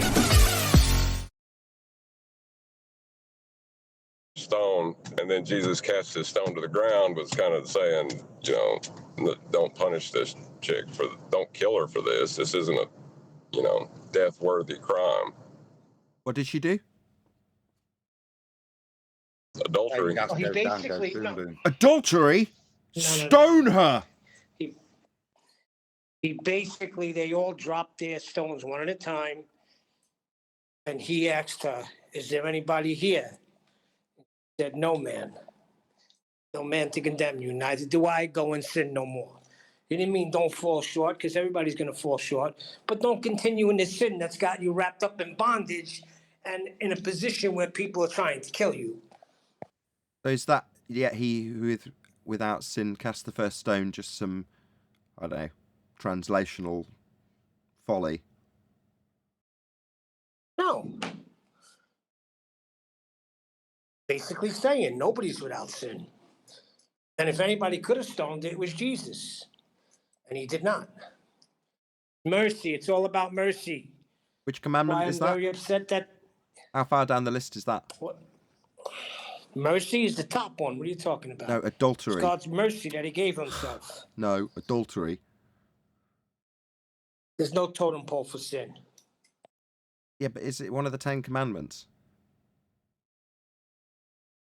Pretty sure, yeah. What? How far down the list is it? You'll have to subscribe to the King James Version today. Subscribe today to the Bible.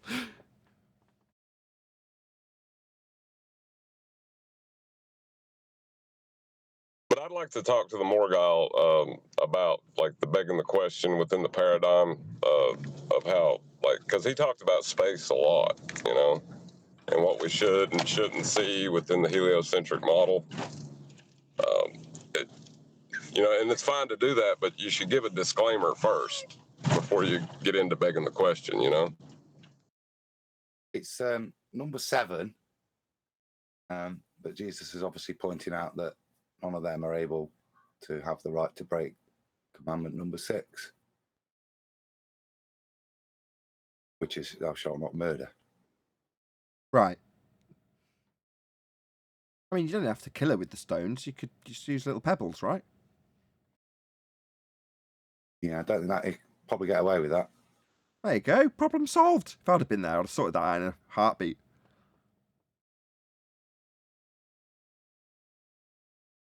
I think when Jesus does that, he's not only doing that, he's pointing out who can sit in judgment as well, and what it requires you to be able to sit in judgment, which is to be without sin.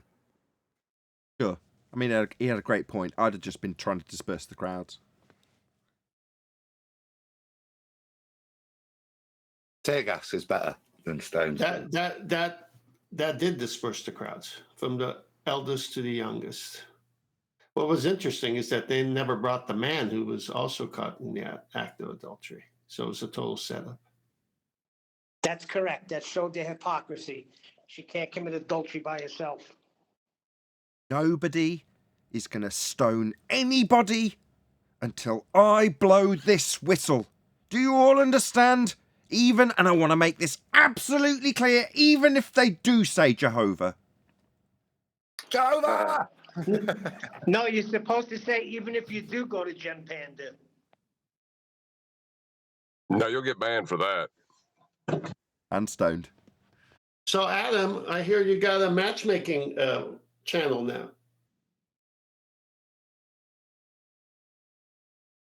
Adam, describe for Tent how you put the analogy together of how Bob the fallacy guy came on and asked Tent out for a date. It did remind me of that yesterday. I think I said on QEs last night. It was like being back in the school playground, and you all with your mates. Well, there he was with his mates on one side of the playground, being egged on. Go on, ask it. Go on, ask 10th out. Go on. I know he'll come. He really likes your Sextant, yeah.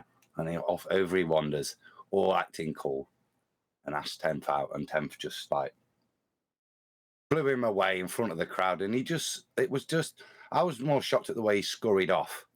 Didn't even hang about. Literally got dumped and rejected openly.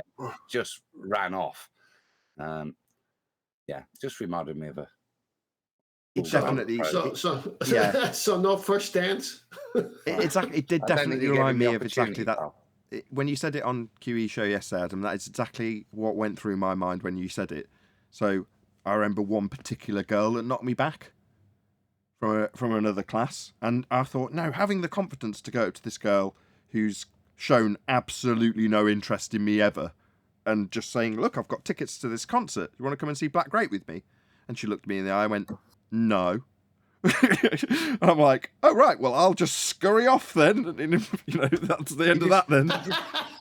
Wish in the playground. Damn, that hurts. Yeah, you had that button that you could just press drop call and you disappear out the playground. But unfortunately, at school, you had to trudge yourself off back to your mates, didn't you? And yeah, well, I did it. I had to go to her class. So I went from my class across half the school to her class. And there she stood in front of all of her friends, who I don't know, while I ask her out and then get knocked back. A highly embarrassing situation. But that's what happens if you've got, if you, what's the word saying? You miss 100% of the chances you don't. Nathan. My words of wisdom. You miss 100% of the chances you don't take. And I just saw that as one of the chances I should be taking. But I was probably about 12. There we go. Yeah, but you have big balls. Yeah, even at 12, I had big balls. I got laid plenty as I was going through the education system, let's put it that way. Not at 12, but further to that is what I mean. Anyway. Whoa, weird flex. Yeah, well, what are you going to do? I have got a big penis as well. He went to this dude college. They're all low on morals at drama college. You're always going to get lucky there. You cheeky bastard. Yeah, no attention seekers. One of my mates went as well, and he tells me what a den of iniquity and how different it was to it was A-level college. It was filthy. Drama school was just filthy, dirty. Debauchery, I think, is the right word. Is debauchery the right word? I think so. Oh, yeah. It was, yeah. Everyone was shagging absolutely everybody. It was a bit overwhelming, I've got to be honest. I had to change courses. Not because of that, but that was one of the aspects that was a bit overwhelming. I don't know how we got on this subject. Someone said big flex, I think.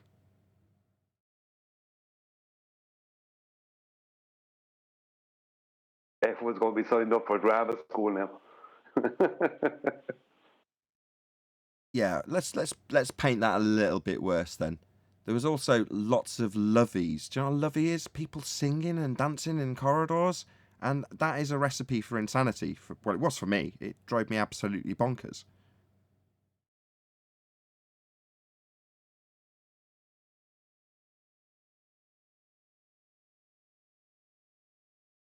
Actually, that was the point that I changed courses. So they demanded that I did a music hall musical. And I can sing. I just don't want to be on stage singing. I wasn't there to sing. I didn't get it. And I was like, no. And by then I was halfway through transitioning onto the technical theatre side. And that was where I drew the line. I was like, no, I'm not going to be on that stage singing. No, I'll film it. So I ended up, that was how I got my credit, by filming the performance as a technician, as one of the crew. So I was no longer on stage. I didn't do any stage work for that particular credit. And I filmed it all and edited it all. Hence me having some of those skills now. But if it wasn't for that aspect of bloody performing arts college, which was to say people singing in corridors, making me twitch, it still does now thinking about it. Yeah, the sex was great, but the singing was enough to drive me insane.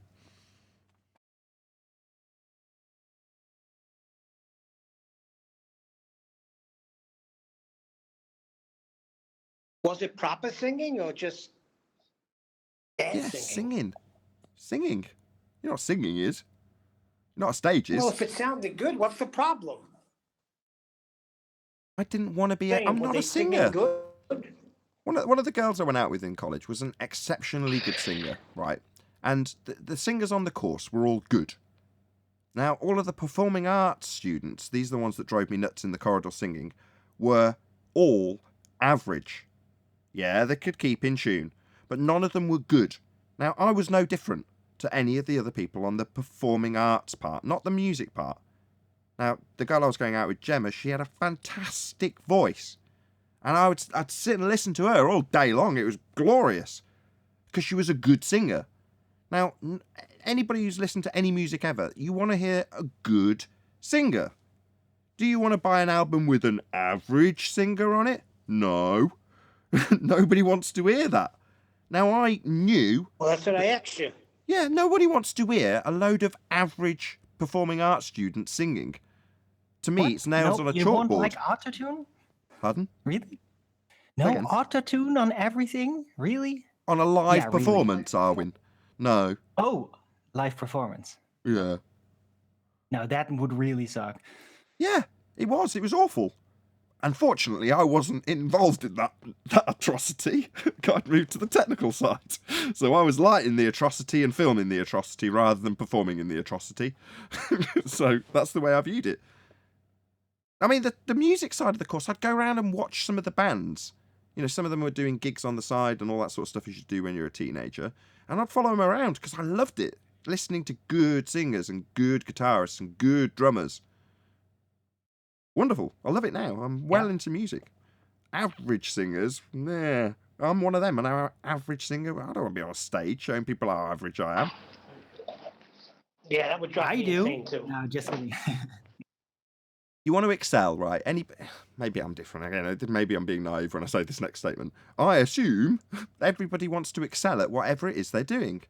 You want to be good at what you do and be able to be proud of what you do. And a lot of people call me a narcissist when I'm in the comments saying things like, my show is ace. You should be subscribed. Like, yeah, bloody narcissist. No, I just like to do what I do, and I like to think that what I'm doing is as good as I can do it, and I'm proud of that. That's not being narcissistic. It's on the scale. Doesn't make me a narc. Anyway, I don't know why. You have to do it. You have to do that because we are constantly getting opposition to that. Constantly people are trying to downplay us, anti-flat earther trolls, and they're really persistent at it. So you kind of gotta do it just to have that counterweight manifested against them, because they'll be doing that what they do anyway. Yeah, projecting it onto us. Right, projecting failure onto us. So we just have to be like, no, we are good enough at what we do. This is worthy. This is a worthy way to spend your time. We are learning. We can prove we're learning. We can actually point it out, a whole history book. Like, oh, look at the FED history book. Look at what we went through. We do this regularly now. It's like opening up the book of our own past. It's all real. It's all, you can point at the developments, where we were at with our minds and where we are at now. So it's all real. They don't have that. they just have the same playbook over and over again and just hoping that everybody forgets about it, about the history. And if they could just shut us up for long enough, they could forget also, right? Right. They just want to forget about us so they can move on back into fantasy land and just blabber all day long about pointless things.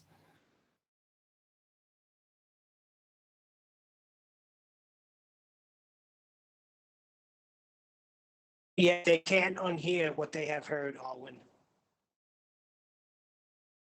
No, but they can't forget about it.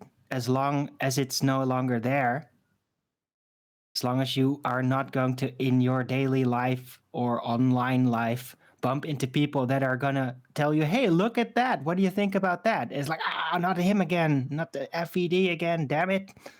Well, if there's no more FED around, then people will stop bumping into them, reminding them about it. Right? That's what they really want. They just want to forget about it. There's a good point. Yeah, but think about a belief that you have, and then you come to the understanding that it is not true. No matter what you do, you still cannot unhear what you've heard. That was what I was going to expand on. There will be, I think this is Dave Weiss's terminology originally, a point which he was optimistically saying would come along 12 months from whenever he said this, probably 5 years ago. A point where you reach critical mass, which is to say that where you're saying, if FFAD was just censored out of existence, maybe stuff would fade, maybe it wouldn't. Well, that's the point of critical mass, right? The point that it makes no difference whether or not we continue. It will continue to perpetuate throughout society. In other words, it's gone past the point of no return. Do you know what the point of no return is? When you've got enough fuel to get back to your original position, and then everything's back to how it already started in the flight. Well, once you go past that point, you haven't got enough fuel to go back to your original position, so you have to continue on to your destination. That's the point of no return. Well, there's going to be a point in this discussion with Flat Earth where there's enough people who already know about it and are already consciously aware of it that might disagree if somebody else brought it up in conversation. They might just further the conversation amongst themselves in that scenario. But whenever it comes up in future, they don't need a new source. The spring can run dry and it'll still continue to perpetuate out into society. And I'm finally going to get to my question.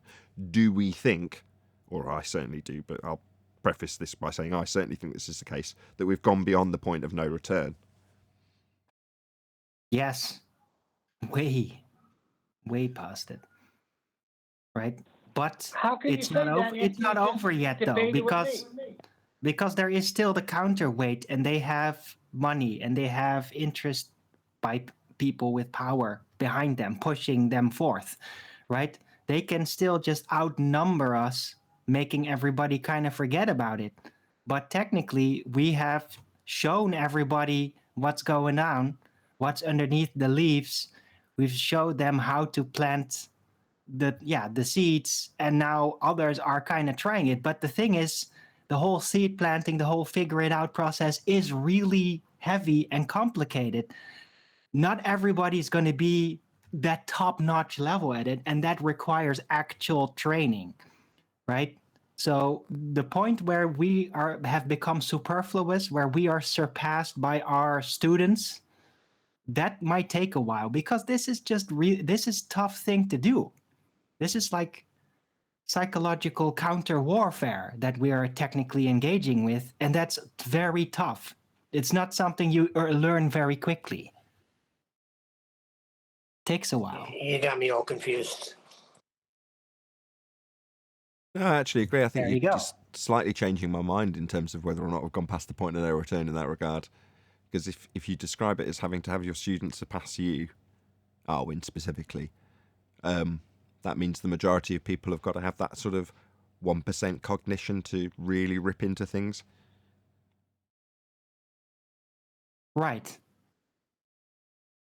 And I don't know if we're there yet, but we are getting there slowly, because lots of people out there doing their own streams, not necessarily being a part of FED or anything, We can all point at, oh, look, they finally got this point. Oh, they got this one. Oh, this sounds familiar.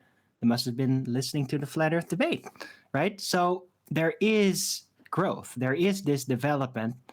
It's just not completely all the way just yet. And those that are very enthusiastically like, oh, let's do the FED things, let's use those arguments, they might not necessarily master the tools we've handed out right away. They just get really enthusiastic, just bash him in the head with it, even though we don't completely understand. This seems to work, right? So it's not completely there yet, but we're getting there. Yeah, Hold on. on that point. Hold on. I asked if you come to a truth, there's something that you believe in, and you come to realize that it's not true. You can't go on believing it because you can't unhear what you've heard, and you disagreed with me, Arwen. Yeah, that's right. All you need to do is forget about the thing that you heard that undid it. But that happened to me 5 times throughout my life, Neil. 5 times. Yeah, you can completely forget about it. Yeah, that can happen. Otherwise, we wouldn't have anti-flat earthers. You're saying, Neil, they're trying to forget about it. I think that's your point, and they're not going to be successful, and I'd agree with that also.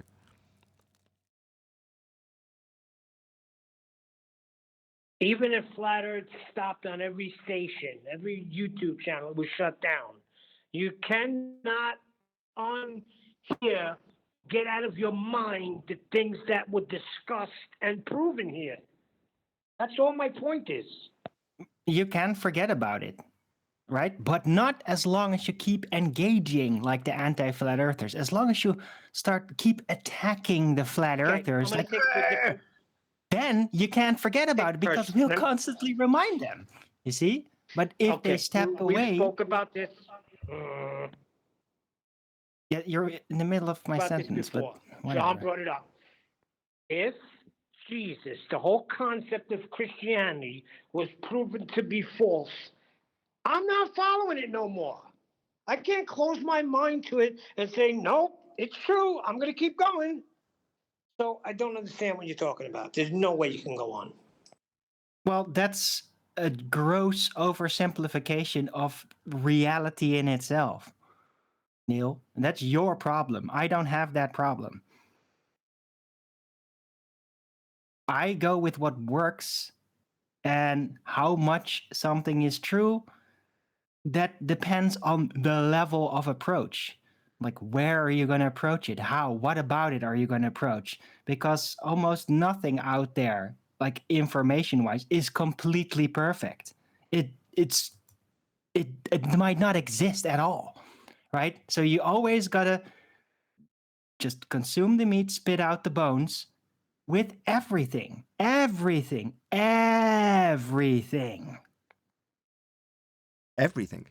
Just in that you don't know what's truth. Whatever it can be truth.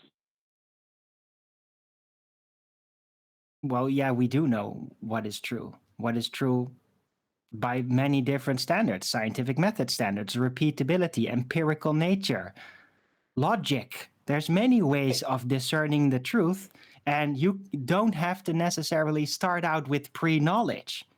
You can figure it out from scratch again and again and again and again, completely blanked out, figuring it out from scratch again and again, because of logic, because of truth.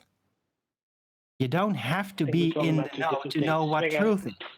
You can figure it out from scratch. That's the whole awesome thing about it.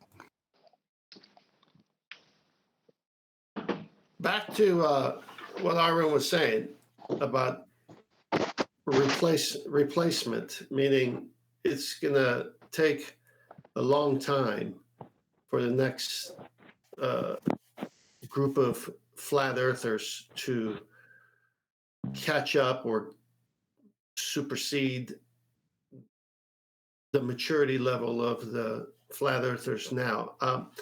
I don't know if I look at it that way. I mean, that's just a basic understanding of life anyway, where someone new to an argument shows an interest, they start digging in because they're that type of person, They go see what's on the table already. So they go to 2015 arguments to current day flat earth debate show. And they say, okay. And then they have their special, unique gift and the way their mind works. So they come in with something that maybe we never could have, because we're just not seeing it that way, because we're in this debate ourselves, where someone from the outside is watching this as well as other things, and it's prompted by an inspiration to, in the same way that I was inspired to go look at the Sextant and how it worked. It was because of the black swan. I looked at the black swan and I said, well, you know what? I'm a boater, and they always use a sextant. And I said that to Huey. He says, oh my gosh, yeah, that's right. He says, well, keep it under wraps for now.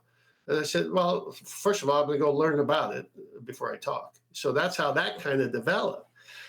And so then when I had enough time invested in it, I started sharing it. So that's going to happen 5 years from now, if we're still around, 10 years from now, 20 years from now. We're going to be replaced because the people replacing us have our arguments and other arguments. So it's just normal stuff.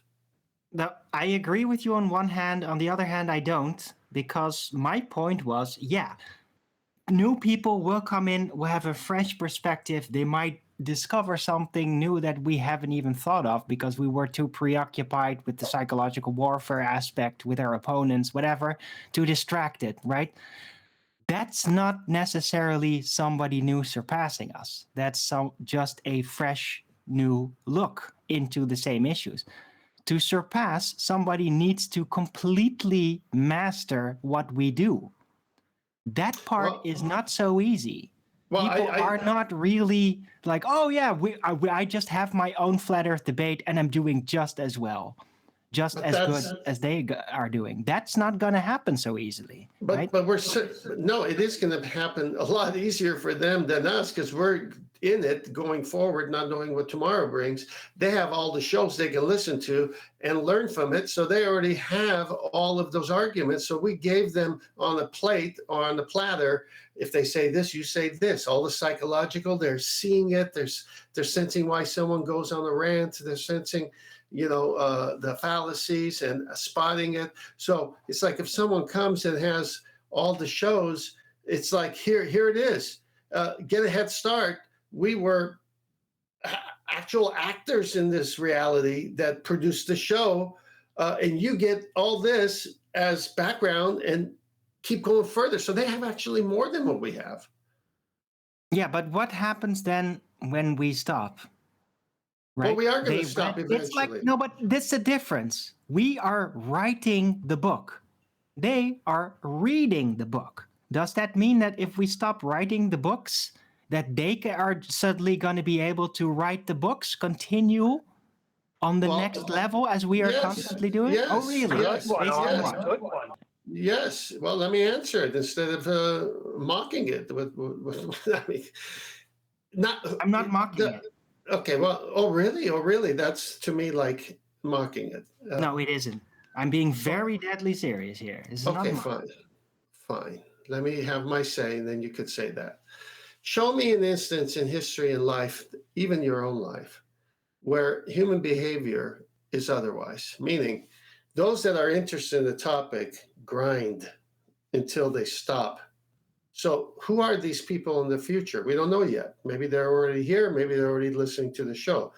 Maybe they're not even born yet. But someone's going to get a hold of this, and they're going to have it all there. Kind of like, here's all the debates that happened back then in this era, and look at how at that time they handled it, blah, blah, blah, right? Okay, now someone's got all that, and then they're going to already own it, and then they're at a different age, a different time, and it's a different person.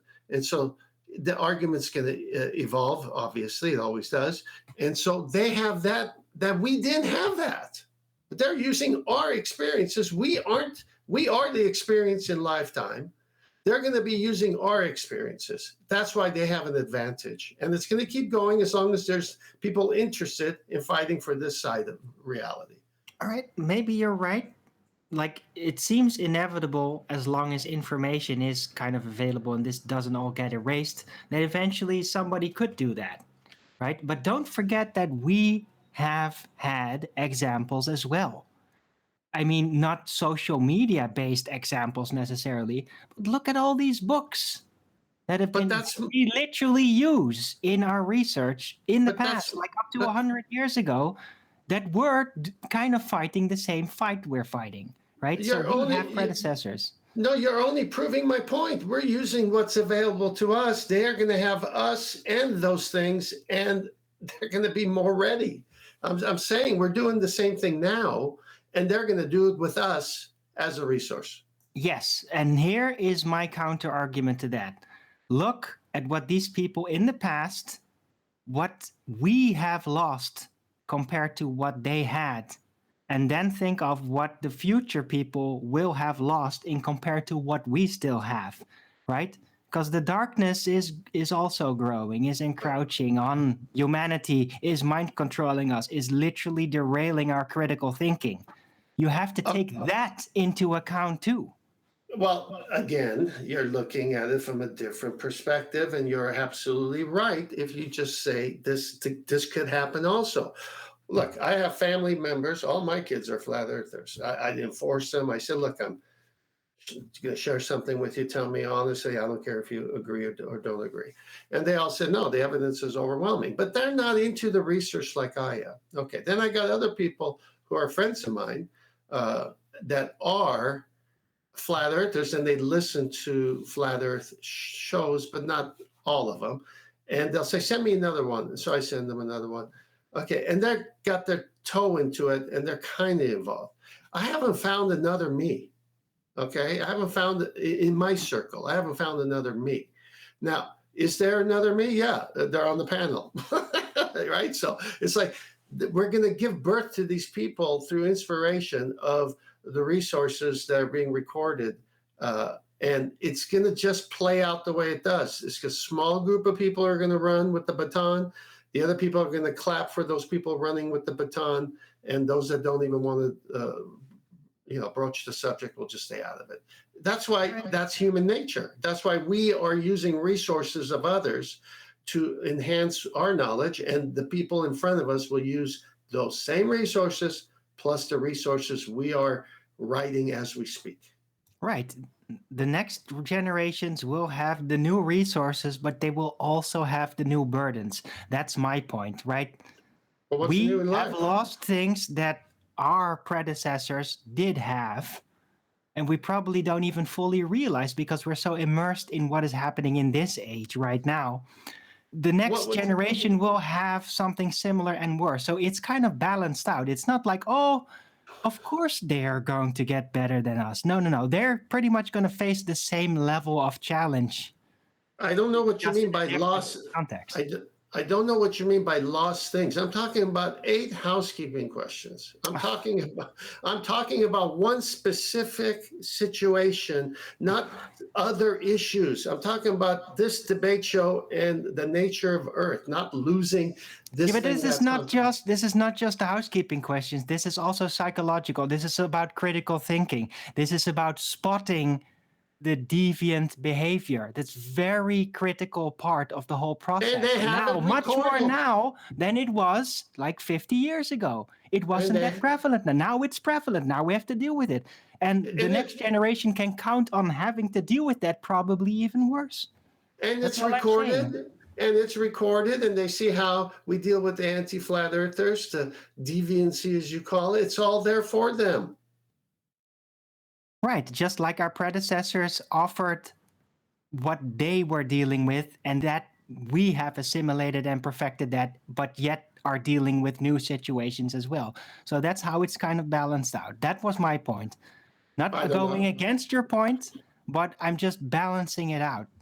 Well, the thing that got me to talk about it was I believe we're going to be superseded by a whole new group of people we're going to sit back in our old age, and me much older than you guys, and I'm going to say it sure was great to be part of that. Look at these new crop of. I'm already like that. I already feel like that right now. No, I can't wait for the new group to come on. Right, but I'm already feeling like that because I was privy to be part of the 2015-16 revolution and put myself down a little enough. And so I'm already feeling kind of like that, right? There have been many, many new people arriving on the scene, starting to do their own thing, conquering their little corner on the internet. When I was when I was a young kid at whatever age, 14, 15, and 16, even whatever, and that teacher said what that teacher said, I'm not alone. There's students today that say that's a bunch of malarkey. And so they are the future. They're the ones who've resisted. They're not the people in the classroom going with the comprehensive education. They're saying, I want to know why. I don't want to be a parrot. I don't want to repeat. That's who I was. And I know there's tons of those people out there. And those are the crop of people. When it comes to recruiting salesmen in my business, people would come in, they hate their job, they want to change. And I'd say, have you sold before? No. What makes you think you're going to succeed in sales? Well, I like the commission. Okay, so you're in love with the time, the freedom, the self-employment. Yeah, those are all great. But if you don't make money, you're going to live off your credit cards. Once you max that out, then you're going to be in debt, and then it's going to be a horror story. I go, how are you with rejection? Because that's number one. You're going to be rejected more than accepted. How are you going to deal with that? And what's your game plan? I would just throw everything in the kitchen sink at him.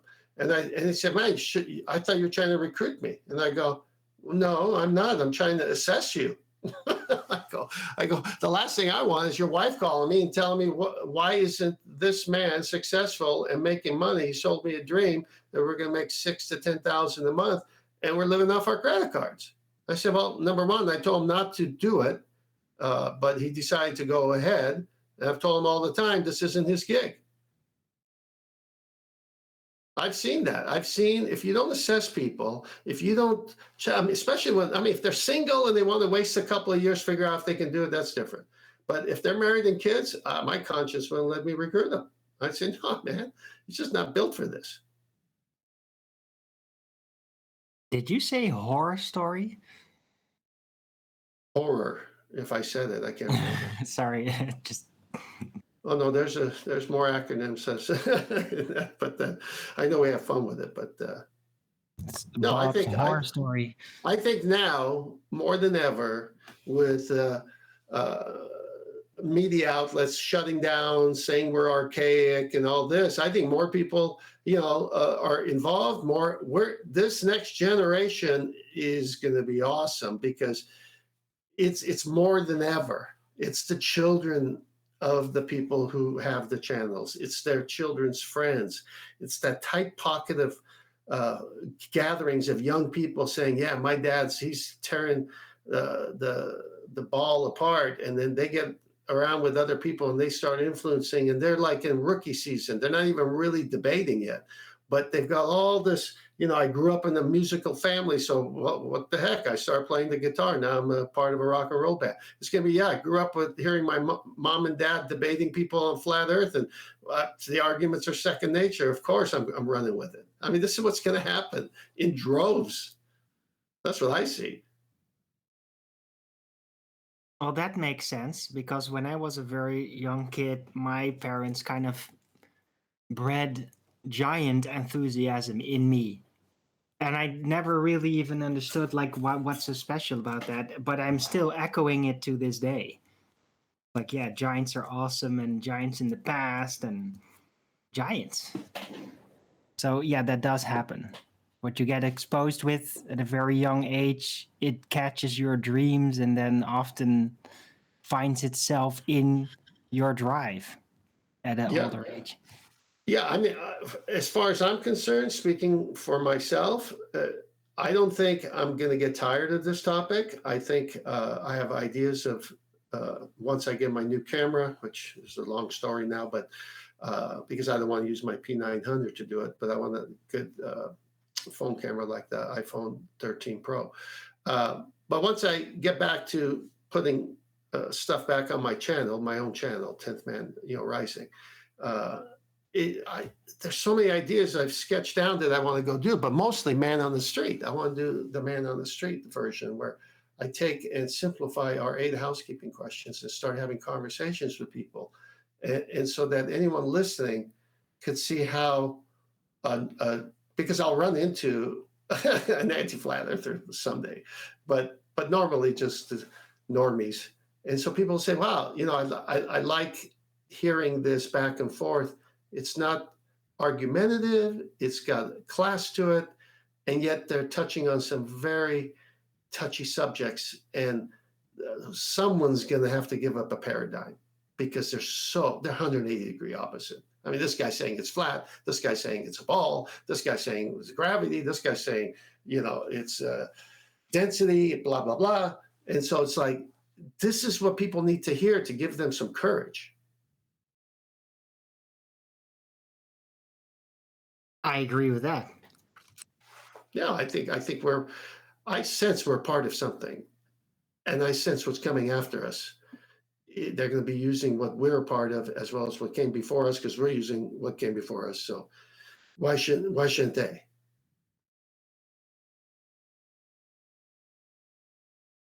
Well, they still just kind of, in my opinion, recklessly associate flat earthers. They literally put out flat earth in media, in news, to try and shame things. But they don't realize that for a while, every time they drop the word, it just causes like a ripple effect that they don't have control over. It will make people look at what? So flat earthers are just like the anti-vaxxers, for example, right? Like, what? Okay, well, since I'm anti-V... Right, can't talk about this on YouTube. Why have I got to step in to tell you? I don't risk my channel on this subject. No, thank you. Yeah, I wouldn't equate it that way either. But I would say this: I love the fight that we're in, because we are in. It's not later where someone else went and fought World War II, and we have the freedoms we have now, and countries still speak their language. It's like we're at that time, part of that era where we're putting a dagger to them. Not people personally, but the arguments. And so we're putting a dagger to all the fallacies, the arguments. We're just killing it from, if QE stabs it from the side with 5 stabs there, and Nathan comes and hits it from this side, and you come and hit it from the underneath, that one thing that the ballers hold as an argument gets shredded.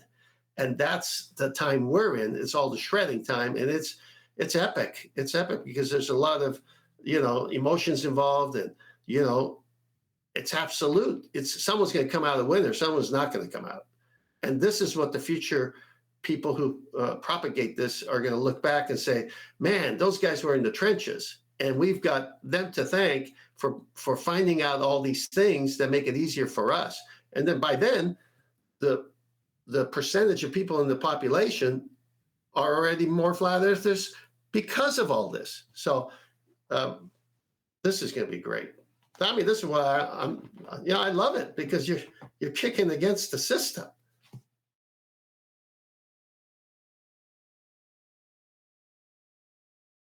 Sorry to cut you off, Arwin. It's one of those things. I sensed it.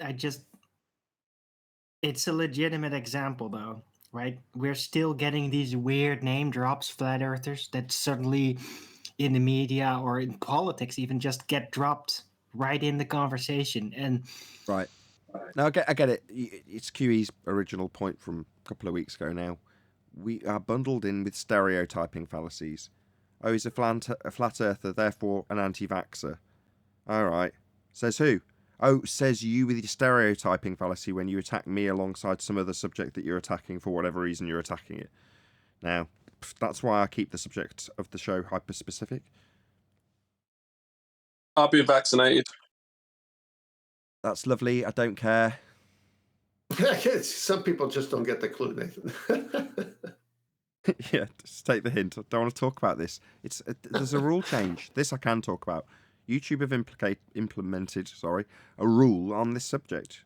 So I'm not going to express what the rules are. Feel free to check out your terms of service. But if a subject comes up, I'm just not even going to risk it. I'll just shut the conversation down because I'm a YouTuber and I've got rules to abide by, unfortunately, or fortunately, depending on which way you want to look at it.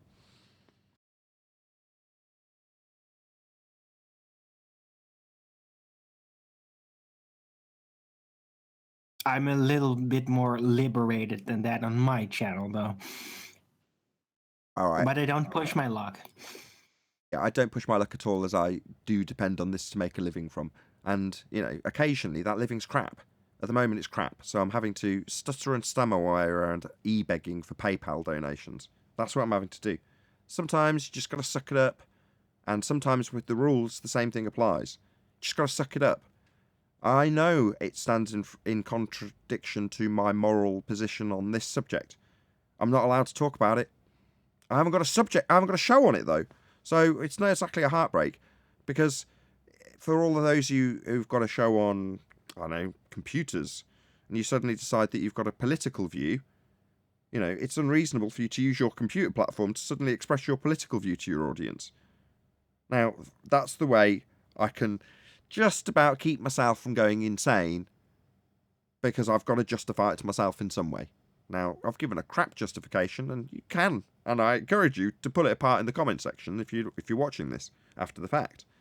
Because, you know, all I'm doing is like anybody else has to do in this scenario, which is justify it to the best of their ability so that they can get on with it and hopefully give it as little thought as possible. But you're not the only one. I listen to other channels where the host is saying, of course, you know, different subject as well. Okay, well, we can't say that. That's one of the things we can't talk about, but you all know what I mean. And then it goes on, and then he'll say, well, it can't say that either. So, but it's the current theme of the day. And so they have to do this coded language all the way around. Yeah. I can give you a perfect example of that.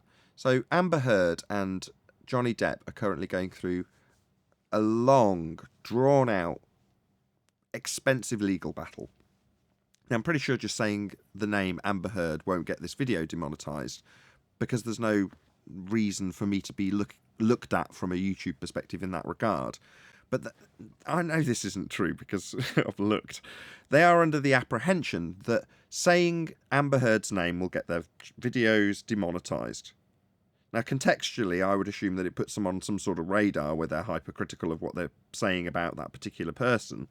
But rather than saying it and risking it, because I can only go by what I know, which is they don't know that that is the case. But they don't know, so they'd rather not risk it, so they just call her the Nameless Party. Right? I'm not going to call her by a name, so some of them call her AH, and some of them call her That Nameless Party. Every time you see her name on screen. Sometimes they'll redact her name from the documents that are showing about her, so that they don't have to show it or say it, because they're in fear of getting demonetized. Now, while I have had a cursory glance at whether or not specifically saying that person's name is going to get your video demonetized, which is absolutely not the case as far as I can ascertain, but they're under that impression, and therefore they're going to want to protect themselves if they're making a living from being on YouTube, like I am. So, you know, we all understand the game that we're playing and the rules that are applied to that game, and you just have to work within those confines. Now, that would be a heartbreak in that regard if you had a subject specific to something that a rule change is on.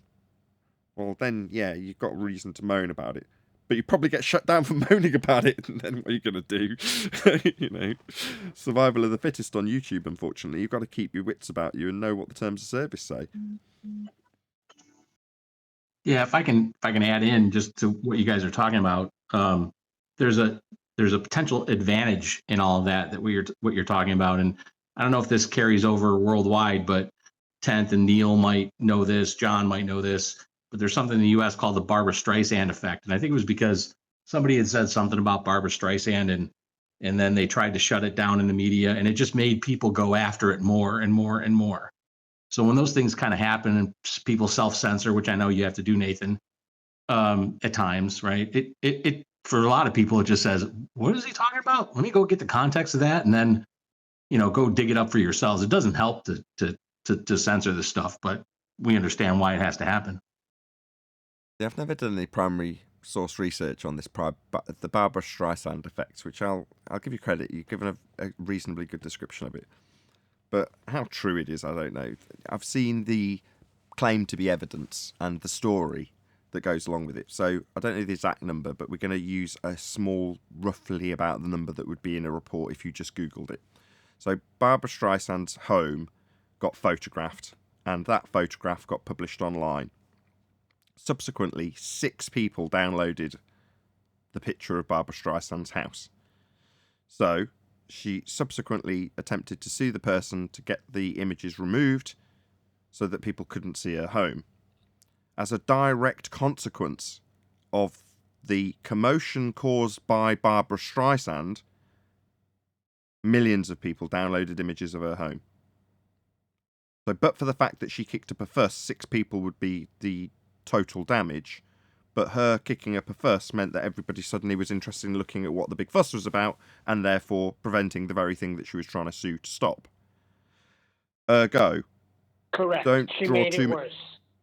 Yeah, well, not made it worse. Made the initial problem. The problem is of her own doing in many ways, because the problem is a non-problem when you consider that 6 people downloading an image of your house when probably none of them had any malice in the first place.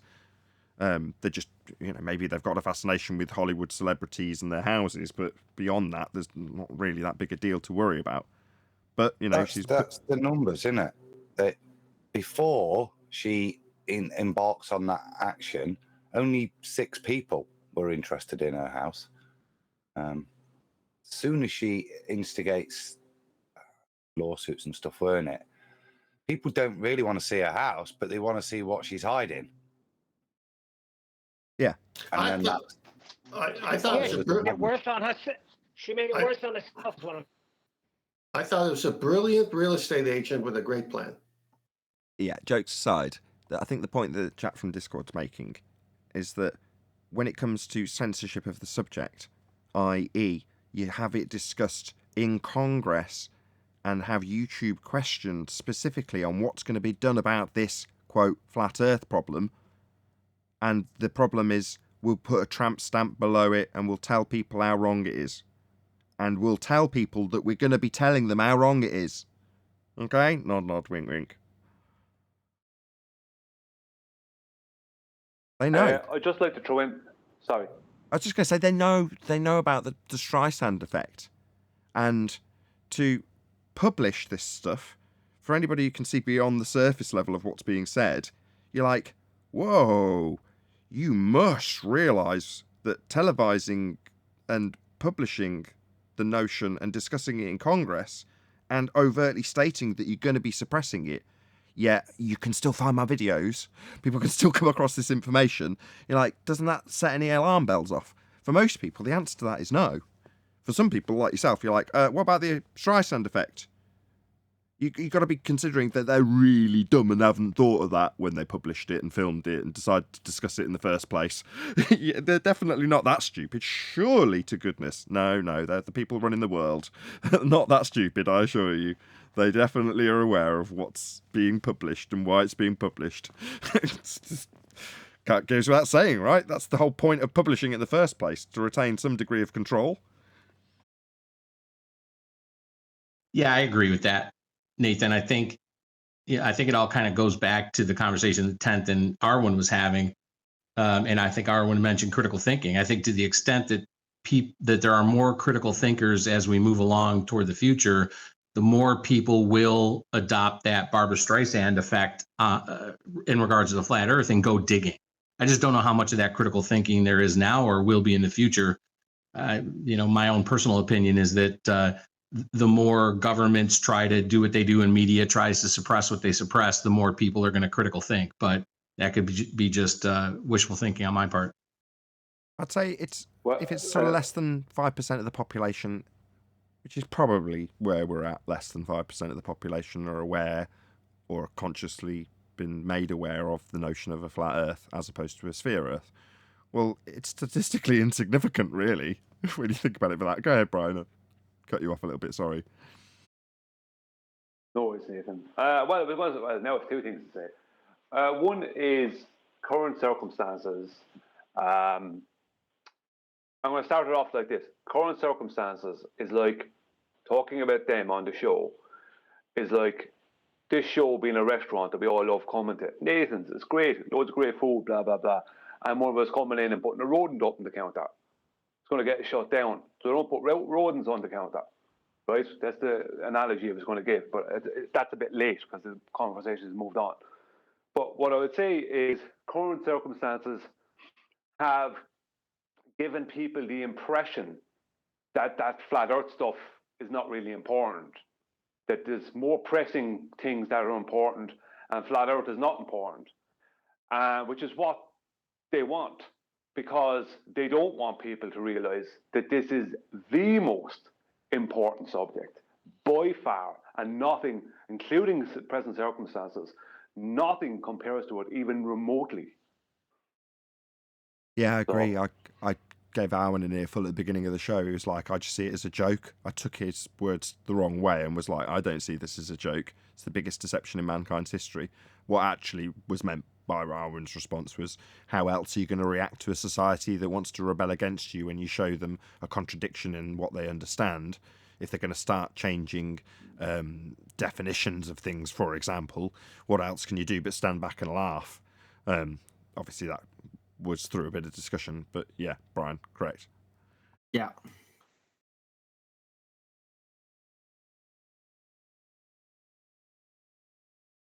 Well, if they can keep the populace thinking of this subject as a boy subject, or a B subject, a C subject, it's like they're trying to push it back into the realms of it's just one of these conspiracy theories, right? That's basically what they're trying to push it into. You know, they try to throw it out there like a conspiracy theory at the start, and now they're trying to give the impression that it's just a conspiracy theory again. You know, because it was shown itself to not be just a conspiracy theory. You know, when does a conspiracy theory stop being a conspiracy theory? When it's shown to be real. You know, then it's not a theory anymore, if you know what I mean, in the colloquial sense. You know, it's a fact. So it is a fact that we are not on a globe. It is a fact that we are told we are from the very moment we're born. Those things are facts. Yep, it's a massive deception. And I agree. I think the way that certainly the presentation of the subjects put to the people who come to it now, the idea of the idiots in flat Earth and how they will be ridiculed is what you'll come across if you have a tertiary interest in the subject. That's what you'll find. In other words, the smallest of minorities, that would be the anti-flat earthers, have everything to offer to that person who's digging. That's your surface level. Nathan, that disclaimer that comes on about the flat Earth model is an archaic under stations like the subjects we have, channels. Has anyone clicked and read it? Because I'd like to read it, if I may. I have. I clicked it and read it as soon as it appeared. You're talking about the tramp stamp. Yeah, when it first came out, I think I might have read it on the show and then expressed how I agreed with certain aspects of it. Quite a few, actually. They would go, yeah, feel free to read it.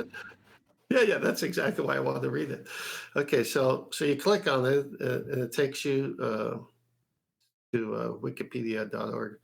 The flat Earth model is an archaic conception of Earth's shape as a plane or disk.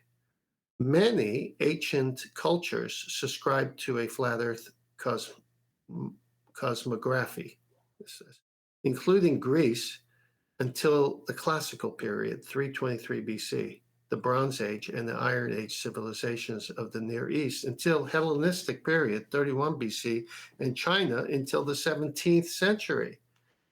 The idea of a spherical Earth appeared in ancient Greek philosophy with Pythagoras, 6th century BC, although most pre-Socratics, 6th and 5th century BC, retained the flat Earth model.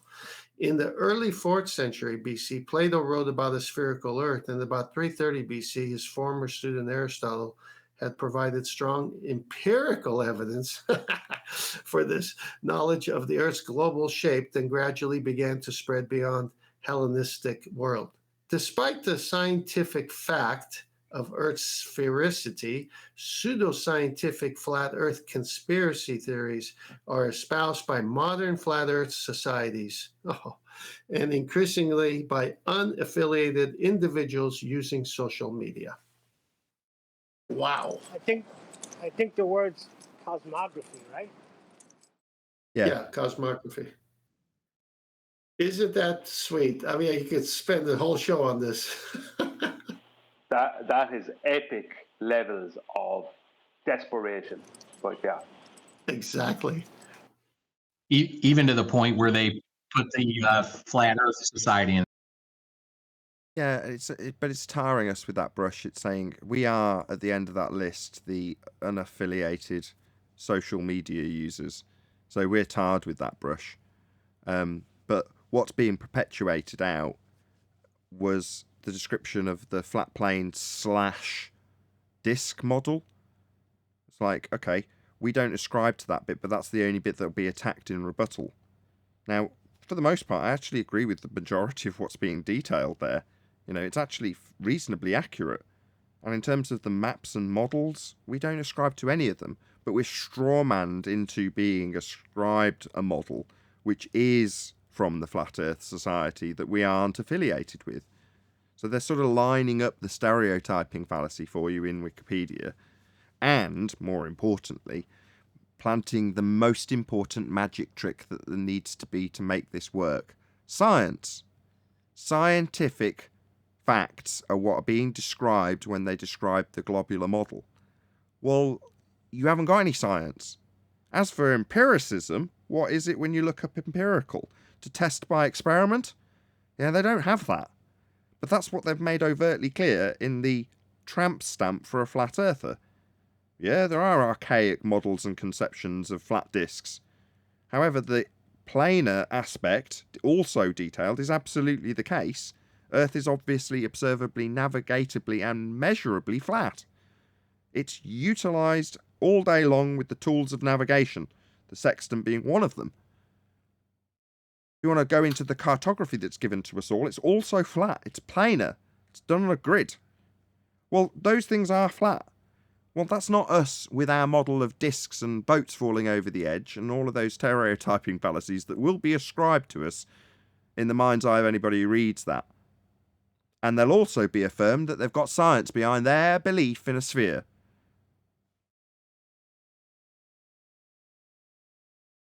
I'd like to hear the empirical evidence from Aristotle. they failed to put in those things. Did you notice that? They failed to add in where people, now there might be links, but they failed to add in what they were saying there, where people can go, or what is this empirical evidence. It's just, yeah, it's empirical evidence, scientific evidence, nothing else. Show me this. Does it not say, it normally has a little blue citation needed? Yeah, I'll go back to them. I'm doing something else right now. I'll see what it says there. Yeah, if it says empirical, citation needed. Scientific evidence, citation needed.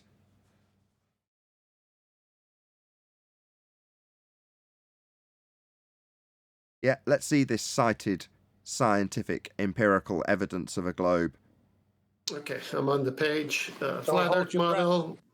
The flat Earth model is an archaic conception of Earth shape as a plane or disc. What is it exactly you want me to hit? The scientific one? Well, let's address that straight away. A shape is the disc. A plane or disc isn't a comparable description. A plane isn't a shape. It's an aspect. But they're saying archaic model of a disc, inserting the word plane like it's a shape in the description, which it isn't. So of those two things categorized, plane and disc, one could be ascribed to shape, the other is an aspect. Moving on. Yeah, so I clicked on it. I'll go back because I clicked on hang on, what did I click on? I was listening to you. I forgot what I clicked on. Oh, Earth's shape. So I clicked on it, and it says figure of Earth. Figure of the Earth is a term of art in geodesy that refers to the size and shape used to model Earth. And it talks about a sphere, so on. So let me go back to another one now. Okay, plane is highlighted. Let me hit plane. Plane, geometry. In mathematics, a plane is a flat two-dimensional surface that extends indefinitely far. A plane is a two-dimensional blah, blah, blah, blah, blah. All right? So not a shape then? Disc coming up next. Geometry. A disk, also spelled DIST, is a region in a plane bounded by a circle. A disk is said to be closed, and if it contains the circle that constitutes its boundary, and open if it does not. Those are circumference, diameter, radius. All right, what else is in blue? Okay. While Tent's doing this, if you're watching, just click on the tramp stamp below to get it up on screen. Yeah. Let's see. Empirical evidence. Aristotle. Empirical evidence. For a proposition is evidence, i.e., what supports counters the proposition that is constituted by or accessible to sense experience or experimental procedure. Empirical evidence is of central importance to the sciences and plays a role in various other fields like epistemology and law. All right, so how'd you do it, Aristotle? That's what Brian was asking. Yeah, so we've got it established in that statement, what it's going to be. If it's something that we can just observe and say that is something that I can observe, yeah, fine, we can rule that out. The next description is clarifying that it's scientific evidence, though. That would be established cause and effect with scientific experimentation. That's the empiricism. Well, it's also interesting. It's also interesting that they named the different ages of when people accepted it as a plane. And weren't these ages also good in their geometry and their math? And I mean, weren't the Greeks into sizes and shapes? And why did they still consider a plane? I mean, they say it's archaic, but then they list a whole swatch of history of many nations whose mathematical expertise is high up there, and they still said it was a plane. And then they're saying today's version is archaic, but back then it was okay. Well, what changed? Well, they say the scientific evidence. Aristotle sort of give you. Well, it isn't there. There isn't any. There's no scientific evidence for their claim. But then in their citation, they're making it plain what they'd need to give us for it to be science. And they haven't got it. Might be reading the same thing in 50 years about incoherent dielectric acceleration. Maybe. If that became the current paradigm, and no, Neil, there's not going to be at least a couple of 100 years of brainwashing in regards to incoherent dielectric acceleration. So I wouldn't worry about that. Started somewhere with heliocentrism. Appeal to the future. Don't worry about it. Appeal to the future. I think what you're saying, Nathan, is that it's starting, but it needs years and years of many people from all fronts to keep pushing it. Neil, don't worry about it. But Neil's saying we need to address it. But I say, didn't we already address it? Haven't we killed it? Isn't it part of a recorded show? No, I never said we need to address it. I said when it comes by, we got to continually address it. When it comes to us, and we do. Yeah, I think incoherent dielectrics are just the next phlogiston, really. It's the problems are systematic and are the same. It's all about the scientific method. It's not going to work out, right? Well, I think it's it's going to be an extreme embarrassment, as it will show that flat earthers didn't know what they were talking about. Hold on. Why are you are you just expressing the notion that, of course, we will be stereotyped fallacy into anybody else's claim that's ever ascribed to being a flat earther? Therefore, our claim will be this metaphorical equivalent of phlogiston when it gets shown to be stupid. But no, yeah, that's true. We will be tarred with that. Can someone explain it? Can someone explain what they mean by it? Just a quick little... I've heard it a few times, but can you just explain it? That would be very helpful. You want us to reposition our internal opponent? No, just a brief description of what they think it does and what it does. I don't agree with it, but it'd be nice for the audience to hear. Turn to ball busters. Incoherent dielectric acceleration, Neil. It's a build-up of electric charge, which causes you to come back down towards the ground. So when you jump up, the electric charge brings you back down. It's like electrostatic attraction. Rubbish. That's basically what it comes down to. Yeah, Well, we like know a balloon static, sticking to a wall. static exists. We know that, and that is obviously caused by. I think that's caused by the sun and heat and temperature, and depending on what fabric it's made out of. But the whole dielectric but there's a thing. distinct problem. There's a problem, though. Hold on, Alwyn. It's short range. Alwyn, hold on. I think he's Alwyn. making his way towards a point. Go ahead. No, Arwen can carry on. Go on, Arwen. Oh, okay. Fine. Go ahead, Alwyn. I thought you had more. Sorry, it's just I wanted to insert a fundamental problem with the entire premise, and that is that electrostatics, it's all measurable and it decreases over distance. Well, that is not the placeholder that incoherent dielectrics are trying to fill. They're trying to justify a universal field push kind of situation, and electrostatics just can't do that. They have a range, they have a limitation, and they're measurable, right? So it doesn't it's have never a. It gonna doesn't work. have a. I won't say. Arwen, I don't think it has a range. What do you mean when it has a range? What do you mean by that? Hold on. What's it? Electrostatics has a range. Whoa. Stop. What's it? Electrostatic What's it? attraction. What's it? You need to be specific. What's Electric it? static. What he's explaining electric static. So what does that actually mean? What does he mean? It has a range. Well, it's limited in its influence. If you go too far away from an electrostatically charged object, it's not going to do anything. It's not going to influence anything. It's only Agreed. when you get Yeah, closer. I agree. Okay, look. Yeah, I agree with that. Take a step back. Right, we just literally spent a couple of minutes ago talking about the criticism of the wiki entry and the tramp stamp Effie underneath the video bit that's been mandated by Congress, right? And if we're going to explore something and we want to apply some sort of empiricism to what we claim at the end of it, then there's a process. Now, the first step in the process is to observe a natural phenomena. So, the first thing I'm going to be asking when it comes to something like incoherent dielectric acceleration is, what precisely are we observing occur in nature that we need to study? Things falling down and things going up. Things falling down and things going up. Okay, I've seen an experiment for that. It was done by Sleeping Warrior. I would say different. Hold on. If that's the phenomena, some things in nature go down, some things in nature go up, some things stay where they are. That's the observed natural phenomena in Anthony Riley's egg experiment. That's the phenomena he was studying.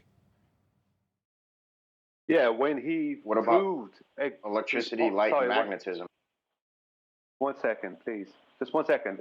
When he proved that relative density equilibrium was the cause of this, as he included the medium and the density of the medium into his experiment. When he proved this scientifically, that's how he made Nathan, is it? That's not the name of it. What? Incoherent dielectric acceleration? No, I said relative density equilibrium. Yeah, I thought you said it's not the name of it, and then I was just detailing what it's not the claim of. If that's the phenomena, but someone from Discord piped up and asked about something else, which wasn't the phenomena that Brian gave, so maybe I'm misunderstanding what the phenomena is going to be studied is. Maybe the guy from Discord can tell me. Thank you, Brian, by the way. So, yeah, when we're talking about dielectrics and dielectric fields, this is pertaining to specifically electricity, magnetism, and light. Okay. What of it? All three of those have a necessary antecedent being the dielectric. What? Okay. Yeah, okay. And? Yeah, that's all. Yeah, and that's fascinating. But I'm slightly confused. So, is Brian wrong in his description of what's claimed to be the phenomena in this regard?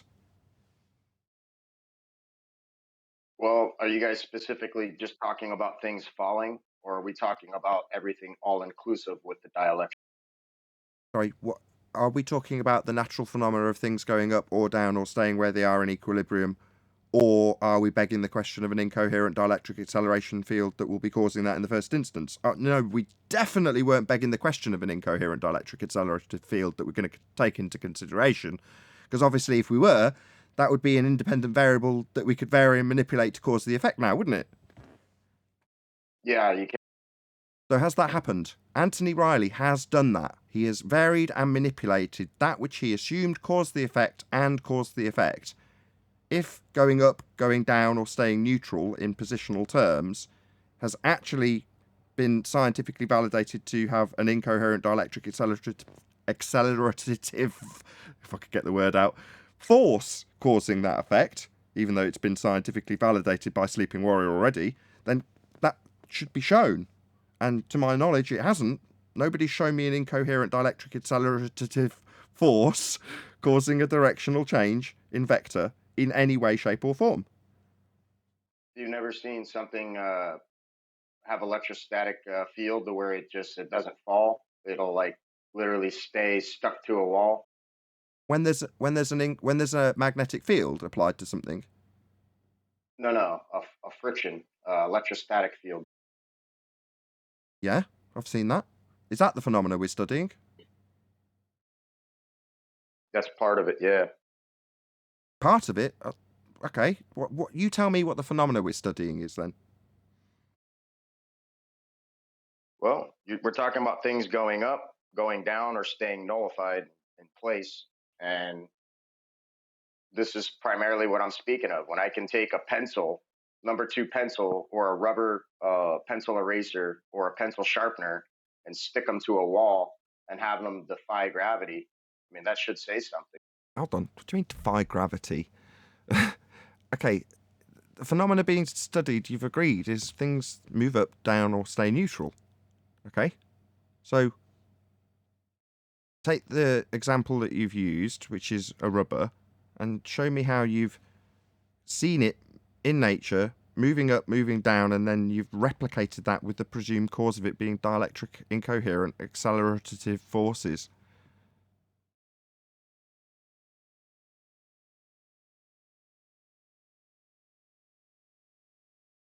I'm sorry, what was your question? I had my wife saying something to me. That's okay. I'll just repeat it. If the claimed effect is the same as has been established by Brian and is accurate, some things move up, some things go down, some things stay neutral, then you're saying part of that effect I can replicate if I introduce an electromagnetic force to get something that was static on the ground to be static on the wall.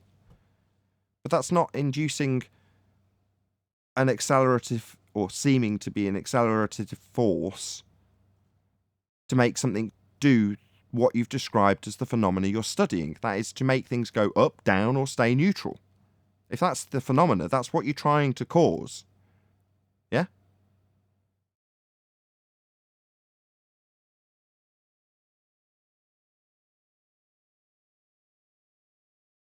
Yeah, well, it is staying stagnant on the wall. I don't understand what you're not. Yeah. So that's it remaining neutral, right? Yeah.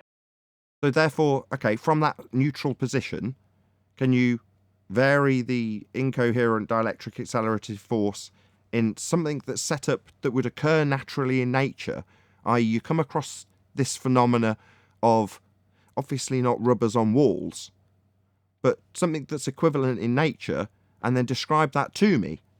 You know, if I say, okay, I see a leaf fall from the tree, it hits the water and stops, but then I come back a couple of days later and it seems to be sinking to the bottom of the pool. What gives? What's causing this natural phenomena? Well, I've described the effect I've seen in nature, and then, as described with Anthony Riley's egg experiment, an independent variable that would be assumed cause of that effect is established. That would be the density of the medium, and then that presumed cause of the effect is varied, and the effect is demonstrated, ergo empirically invalidating the null. So I just don't see sticking something to a wall with static electricity as being the equivalent of varying something that shows an effect we've observed in nature occurring. It's just you saying, well, this looks a bit like it, one aspect. Yeah, it does. Okay, so let's see. The electromagnetic incoherent dielectric force varied to cause a vector change in anything that's currently in equilibrium. With the balloon sticking to the wall, the cause is man, because the balloon doesn't stick to the wall until you take the balloon and charge it up with an opposite charge to the wall. That is subject to entropy and decays away back to equilibrium over time. That's why the balloon doesn't stick there forever. This is a induced charge you put on something of very, very, very low mass with a big surface area, so that the balloon can stick to the wall, but you can't electrostatically charge something of any somebody's phone and stick that to the wall. These are very, very small forces that have this phenomena where you can have a balloon stick to the wall. But the effect is well known and understood. And it doesn't require dielectric magnetic explanation. It has a perfectly acceptable and well understood one. And the two things are very different: electrostatic charge and dielectric magnetism as it's proposed. Adam, he said a pencil, a number 2 pencil. My question is, I have a number 2 pencil right in front of me, and I'm sticking it to the wall, and it's not sticking. So what did you do to charge it? What is it that you're trying to stick to the wall? It's not. You told me number 2. Okay, I have a number 2 pencil sitting here on my level tabletop where my computer is. I'm going to pick it up right now. I'm going to stick it to the wall. Oh, it fell down. You got to. So how do I charge it? Yeah, there's a certain way to do it. So you take the pencil and you press it firmly against the wall, and you want to slide it. Make sure you're holding it vertical too, right? You don't want to have it horizontal. Have it vertical. Stick it on a vertical wall. Press it firmly against the wall. Slide it up the wall about 3 inches or so, and gently release your hand. Thump, it fell down. Sorry. It depends on the stickiness of the wall. Yeah, but the problem with all this. Hang on. Let me answer him first, Brian. I just did everything exactly the way he said. It didn't work for me. So now go on, Brian. But where does this happen in nature? And if it does happen in nature, then the thing that we're describing, look, there's let's just say it's a spider's web. So for whatever reason, there's the certain magic electromagnetic tree nearby, and you happen to walk through a bit of cobweb, right? Or a bird flies through it, or whatever, and it just suddenly, this bit of cobweb's in the air, and you think it's just going to fall down to the ground. There's not a breath of breeze, and suddenly you see it suddenly moving towards this tree. And for whatever reason, you figure out that it's got a slightly higher electrostatic charge. For whatever reason. Yeah? Now that is a phenomena. Okay? We can then figure out what the cause of that phenomena is. Yeah? So now, can I mention something in regards to that? Yeah, go ahead. So there's actually a spider that shoots off a web a few inches or a few feet out of its backside, and it has a charge. It charges this web, and it actually takes off. It levitates, and it'll fly hundreds and hundreds of miles through the atmosphere before it ever lands and discharges itself. I'm trying to remember the name of this spider, but this follows the same principle. Okay. And? There's still motion involved. Hold on. It's not passive. So, okay.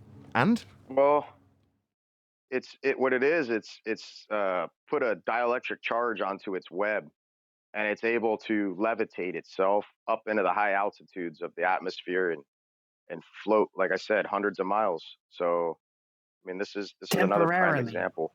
I see. Yeah, so the phenomena is this web going up into the atmosphere, and the cause is because it's been given an electrostatic charge, right? Yeah. So we've got cause and effect established there then, right? We haven't. We haven't. Number one, he hasn't proven that. Number two, I did keep saying that, and so? Well, we have something that's not falling down. It's going against your supposed force of gravity. My. Not falling not down. your. Yes, it's falling down. How else is the Hold spider's on. not Let's, gonna float forever? everyone calm down. Let's not lose track of what's going on. None of us are globers here. None of us are claiming gravity. And if you're putting that in the third person to a hypothetical person that isn't here, you need to clarify that first. Otherwise, everyone's going to jump down your throat. I apologize. Yeah, I wasn't pointing that at any, but just the mainstream narrative of, gravity. So to be clear, you're supposing that your cause and effect relationship, which is spider webs going up and the cause of it being them given an incoherent dielectric accelerative charge to get them up high, that is, you think, a tool, a weapon against the mainstream narrative of gravity. Is that correct? Well, I mean, I thought you asked me for a natural phenomena taking place. Oh, come on. Showing this isn't my first rodeo. I know, and you know, that that's actually put there out there as an argument, though, don't you? You know that. That's why I brought it up. Yeah, get over that you've been led a little bit by me and just speed it up a bit. Yeah, that is being put out there as an argument, though, isn't it? I guess, yeah. I mean, right, but when it was repeated up. back in the way I repeated it to you, did it not sound weak as all hell? Not really. I mean, we got this really? thing that Okay, has okay. Stop. Okay. Right, give it to us in your best concise format for how the cause and effect relationship that you've established by example with spider webs is an excellent challenge to the current rhetoric of either mass attracting mass or pseudo-Ramonian for space-time bending. You give it to me in as concise a manner as you feel is strong. Oh, I might need someone to help steelman that for me. You're here, man. You've got to suck this up now. Yeah. I'm being gentle. I'm being nice. Task. No, you are. I appreciate that, but I right. don't know So get the fuck on with it. The guy to. I don't know if I'm the guy for that. Maybe someone else can help out with that. Right, but got part of a claim, guys, calm down. Go ahead, Adam. Just to add a little bit of detail in terms of ballooning. Now we've made this assumption. We've discussed electrostatic charge. That seems plausible. We've got this strange link to dielectrics that I can't see anywhere or being explained. But I do just want to read a little bit about what the little spider does himself or herself, or whatever pronoun that spider wants to use. The spider stands on raised legs with its abdomen pointed upwards, tiptoeing, and then releases several silk threads from spinnerets into the air. These automatically form a triangular-shaped parachute. No need for electrostatics or anything if we're forming a parachute which carries, I'll carry on the quote, which carries the spider away on updrafts of winds. So, I mean, have we ever experienced that before? One mechanism being described by those that have studied this in effect here as well. So we've not isolated. Let's think about that. Yeah, let's think about what you said for a second, because you said it's a parachute, right? But in all essence, is it really a parachute, being that it's not completely like an enclosed parachute like we would, hold on. conceive or perceive? Sorry, dude, no offense. That's fascinating and all, and we could discuss this at length, and it would be truly, truly fascinating. But what I was fishing for was how I could potentially, what's your name, my friend? What's your name? Dyslow. Dun dun dun dun. News at 10. We have with us today Dyslow, who's going to explain how devastating the gravity argument is pulled apart by incoherent dielectric accelerative magnetism. And the conversation then progresses on to, well, yeah, how do you explain how the spider webs go up? Do you still not see how weak this is? Well, here's the thing, man. When have you ever seen somebody taking flight from a parachute leaving the ground? Usually parachutes are for somebody headed towards the ground. You're missing it. Downward You're missing it, dude. Yeah, like the baller that came, that when I postulated why his argument was crap and how I pulled it apart, he would then launch into questions of me about his argument and how great it was. So you sort of whistle past the graveyard in this regard. I'm trying to get you to explain to me how this is a strong argument, and were you news cameras on you right now being asked about, well, why is gravity fake? And you go, well, because obviously it's explained with incoherent dielectric acceleration. And they go, tell me more. And everybody around you's poised to hear how devastating this is, because this guy's about to debunk pseudo force space with this. And then you end on, so the end of your discussion is, well, how do you explain how spiders go up on their parachutes? Parachutes, you know what I mean? You're still not getting how crap this is, clearly. The more I'm reading about this, the weaker this argument is. And that's why I wanted to mention it. That's why I brought it up at the start. We're in it, man. This is it. We're in the thick of it. But yeah, I'm glad you have, because obviously we've now got somebody who's making a claim, and hopefully we're being as nice as possible and in the nicest possible way saying, yeah, this is really crap. But Adam, go ahead. Just reading a little bit more, I'll read it. It's generally thought that most spiders heavier than 1 milligram are unlikely to use ballooning. Because many individuals die during ballooning, it is less likely adults will balloon compared to spiderlings. So it seems like a desperate attempt to spread. It's quite a risky process. It's not something that's like interdimensional wardrobe travel that they use to get from A to B. It's a kind of survival mechanism that they'll do this to get them away from areas where they've high levels of competition from all their siblings. So emergency escape hack. Yeah, and like I said, just regards to people don't use parachutes, but they use kites. So I think probably a kite would be a better understanding of what the spider's doing and hanging on like a kid taking off. You know, that appears to be what it is. The last bit is, so I've mentioned that it does make a little reference, but it's very patchy. The Earth's static electric field may also provide lift in windless conditions. Ballooning may be triggered by favorable electric fields. So they've got some correlation there between the electric fields. They're not sure whether it has an effect with regards to lift or whether it's just a triggering effect that, oh, look, this electric field in this incoming air front is a certain type that's favorable for me to get my kite out. Maybe that's what's happening. But I think anything more than that, we're just talking about how spiders distribute themselves. It's got no relationship here in any of this detail to link to dielectric.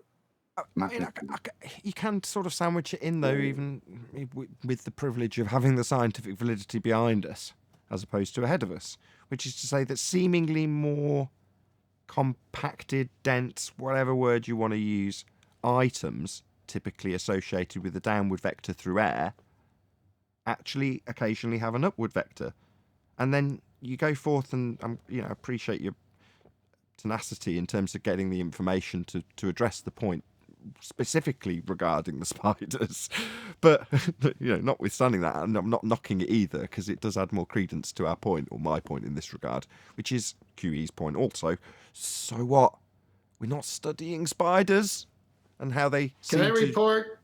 Go on. Can I say something? Yeah, Brian, go, because I have to make a report. I've been doing the pencil all this time while you guys been talking. I have some news. Okay. Did you get it to stick? Hold on. You can't let that slide. I can't stand the anticipation.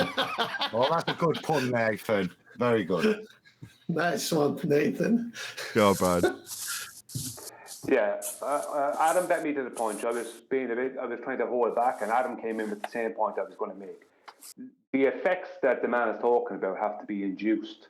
Now, when it comes to the spiders, you don't see bird-eating spiders and tarantulas doing this. Even if they could have the same web, they wouldn't be able to do it because they'd be too dense. They won't be able to take advantage of it. Only the smaller version of these spiders are able to do it. The bigger ones aren't, from what I can hear.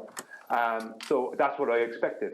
So that's actually density. The only reason the smaller ones can do it is because they're not big.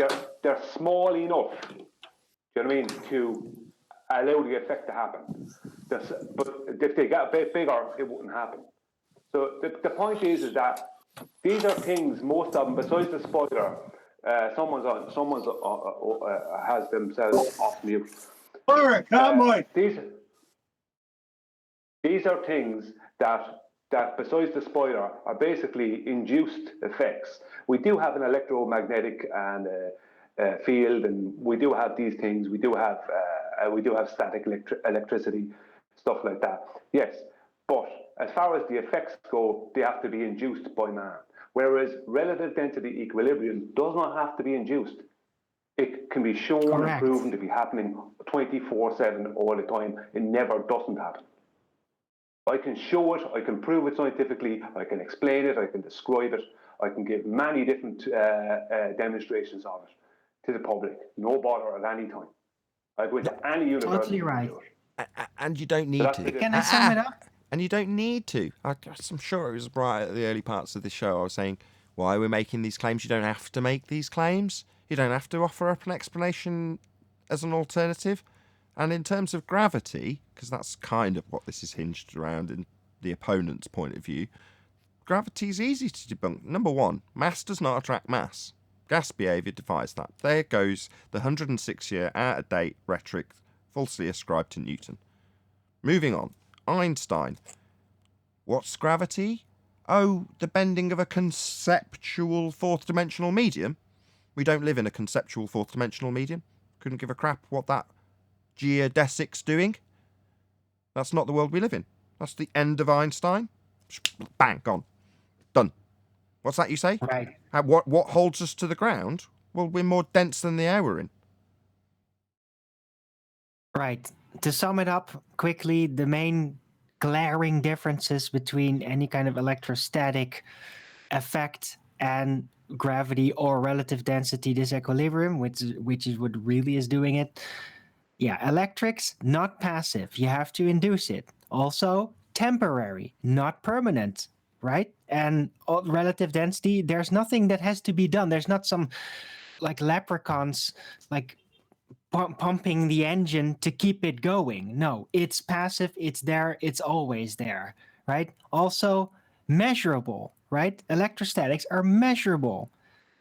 Relative density, you can't measure it, you can only derive it from the densities, right? You can only conclude it, you can only see what happens. There's nothing measurable about it, and there is no range limit to relative density, and there is to electrostatic. So it opposes dramatically in its element for like 4 different things.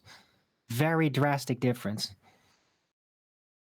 Very good, Alan. Can I report on my experiment? You can, but as it was, I think, Dicelo that suggested it, I just want to give him props because, you know, without him being here to postulate this and take a bit of crap from about 5 different people, you know, we wouldn't be talking about this. So thank you very much for putting your postulations forward, Dicelo. Hope we've been nice to you. Obviously, wouldn't want anyone to leave the impression that I'm rude. Yeah, I appreciate you guys being honest and trying to converse. Thank you. Now get the fuck out of my hangout, you fucking fundy. No kidding. No kidding. But did we ever get to? Sorry, I had to leave. Did we ever get to the so and the and?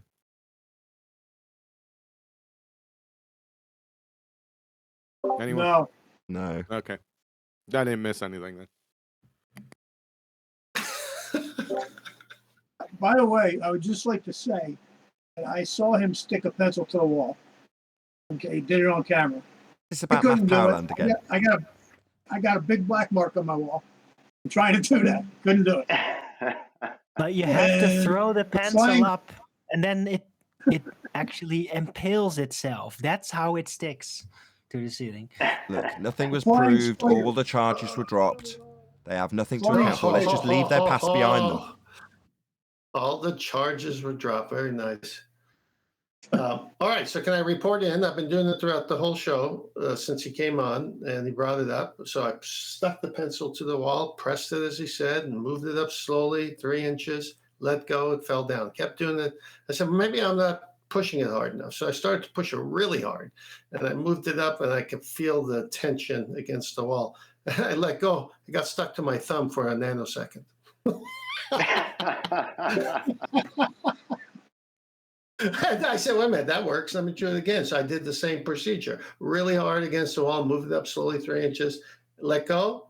It didn't stick to the wall. It stuck to my thumb like a suction for about a nanosecond. Then it fell down. Oh, Nathan doesn't need a thumbnail for this now. So then I got the eraser that I have near me, and it's, I would say, almost two inches long and almost an inch wide and half an inch thick. And I said, all right, I'll do the eraser. Bigger surface. It's got kind of, attraction to it. And I did the same thing and stuck to my hand for a nanosecond, but not the wall. Erasers don't have. They're not viable to electrostatic charge. You need a really thin piece of perspex. Have you not got one of them knocking around? Well, I'll tell you this, man. I don't know what it is with kids, but both my kids were able to do this flawlessly on point, and I struggled with it. I did get it to do it eventually, but they had a lot easier time. I don't understand why, but they did. Yeah, it's just 10th. He's a muggle. No, it's just it never happens. It never happens naturally. But when you said it, I went to do it, right? So to me, it's kind of like tension holding a raindrop on a leaf. It's just tension. Maybe his kids were just supercharged. They're young. Oh, nice pun. They're young. They're full of energy. They are literally. They might. I actually believe that children do have more electrical activity naturally coming out of them when they're still very young, especially when they get enthusiastic. So that's what who I was knows? going to say, Arwen. The fact that their kids, they're going to have more electric charge, because the brain. I don't know if people know this or not, but the brain is. Your brain, you do have a measurable charge that comes off of everybody, and the brain is a conductor. It does conduct a charge, so it has to, because you have a nerve ending. And because they're hotter as well. Children are hotter as well. That's why their temperature's a lot higher than adults. Yeah, the thing about it is that if you think about it, our bodies are bigger, so. I mean, their bodies are smaller, so even if they conducted the same charge, there's more chance of it them having a static effect with something like that than us, because they are smaller bodies, so the charge doesn't have to travel. Okay. Let's just see if we can do it then. Hello, right? 10th. If you've got a small child, you can force up the wall a few times. No, actually, this is after that. This is broaching elder abuse. I'm 62. I'm going to make a complaint.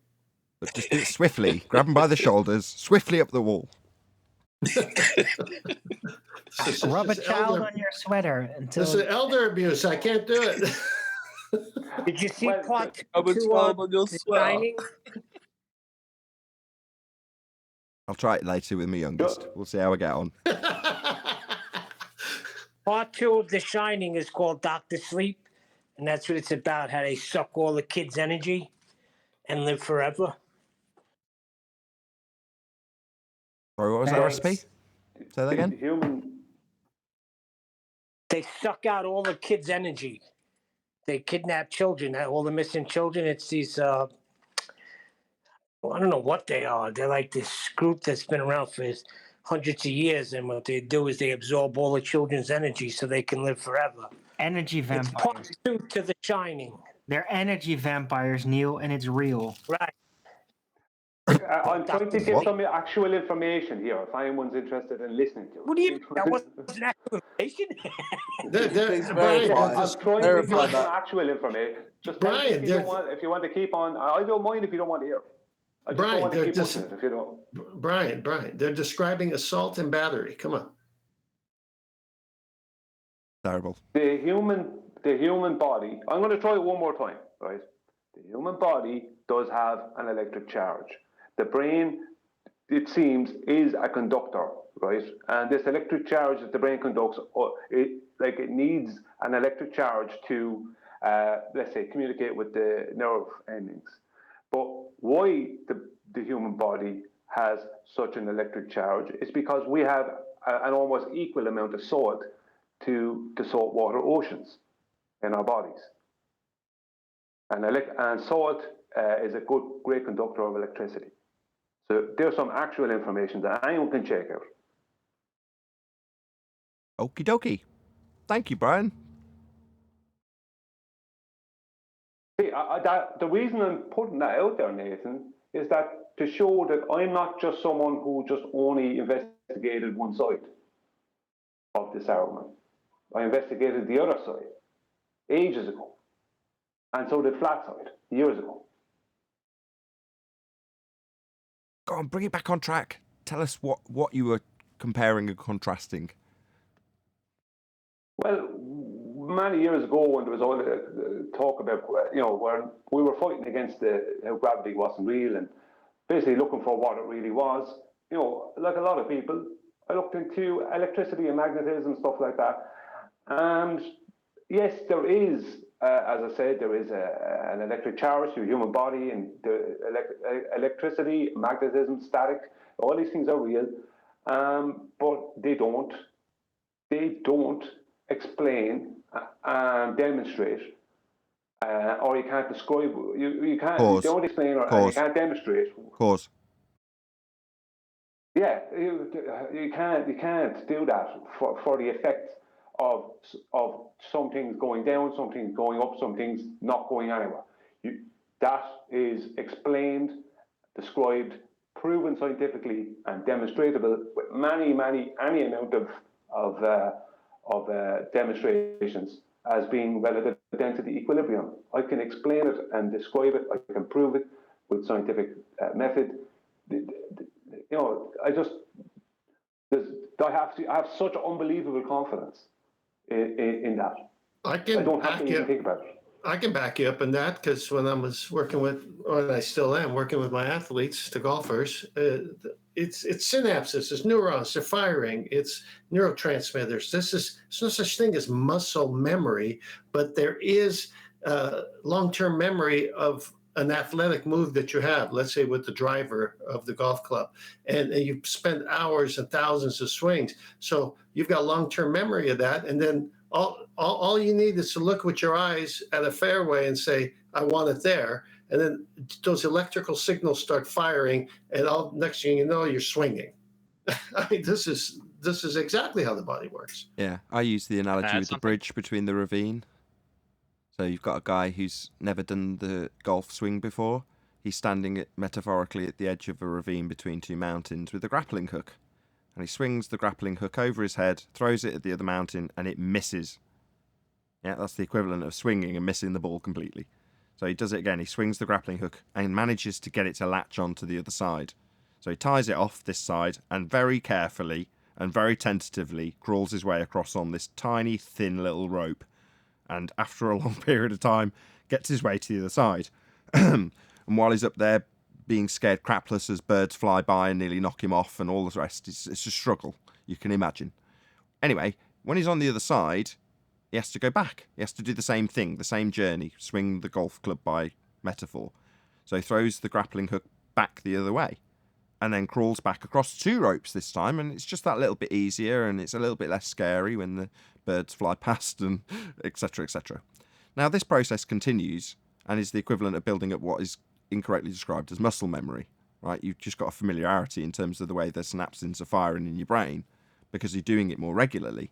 But eventually, by metaphor, you've got a bridge built. You keep throwing the ropes across, and every time you do, the bridge gets a little bit stronger, till eventually, one day, you're jogging across the bridge without a care in the world, not even giving it a thought. It's so easy to get across this ravine. You know what happens then? You get hit in the face by a bird because you weren't thinking about it, because of muscle memory, as they call it. Equivalent in gamer terms of a guy trying to do a magic trick on a game that's exploiting a really difficult, statistically hard to get trick. And they do the process of not getting it over and over again. And every time they fail, they press the pause button.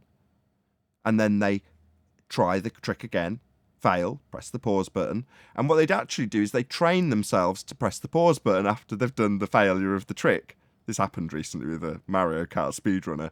He gets a 1 in a million trick, does the trick, and then by pure muscle memory hits the pause button. invalidating the trick. You can imagine how furious he was, right? But he's built up a process, right? The problem is that complacency sets in occasionally when you've built up that process. You know, I don't know how you'd cope with that in metaphor if I throw that into the mix.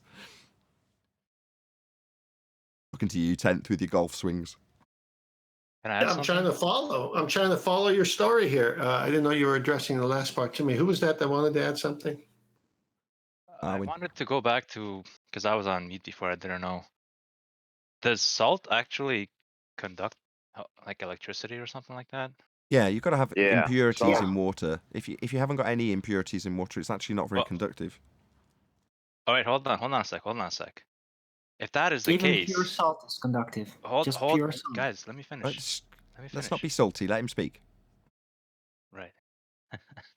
If that is the case, Riley added salt to the water, or whatever he added it to. In a sense, he added electricity. Oh, fuck off. What Screw the hell you. It is would have that? worked with sugar as well. Somebody kick him out. Sugar as Somebody well. break his arm. All right. He added a Listen. He charge. added bastard. electricity. No, he didn't open up a battery and pour that in. Even that Yeah, wouldn't be salt. adding electricity. Well, here's the thing. They actually have pink salt, where if you apply a little bit of pressure to it, will release an electrical charge. It's called the piezo. In my brain, die slow. I thought, I wonder how long before the previous advocate, that's you, for this claim would pipe up. And while I was thinking it, you started talking. Well, I mean, this is true. No, it's The really about salinity within a density, fluid- isolating it Oh, very this well. is true. Shh, didn't you hear him say this is true? Go ahead. No, I heard. Can we get back to the train wreck point that Wright just made? Oh, do we have to? Go on, Yeah, go on then. I'll deal with that if you want. So wait a second. So salt will conduct, like dissolved salt in water will conduct electricity. So since you add salt, you add electricity. That's what you said. Well, more electricity gets conducted into the medium, right? No, there is no electricity. You just added salt. It conducts electricity, but you didn't add electricity. By equivalent, Right, but if I add by birdseed to water, it'll attract birds. Therefore, when I add birdseed to water, I've added birds. Well, when you have a chemical reaction, you have a electrical charge. So what's the chemical? Hold on, Well, I've got to hear this. What's the chemical? Hold on. What's the chemical reaction occurring when you add salt to water? The salt dissipating into the water. Yeah, What? Hold on. That's an entropic effect. If you're about to talk about it dissolving. What's the chemical reaction? So just bow out so I can say something. Hold on, last claim.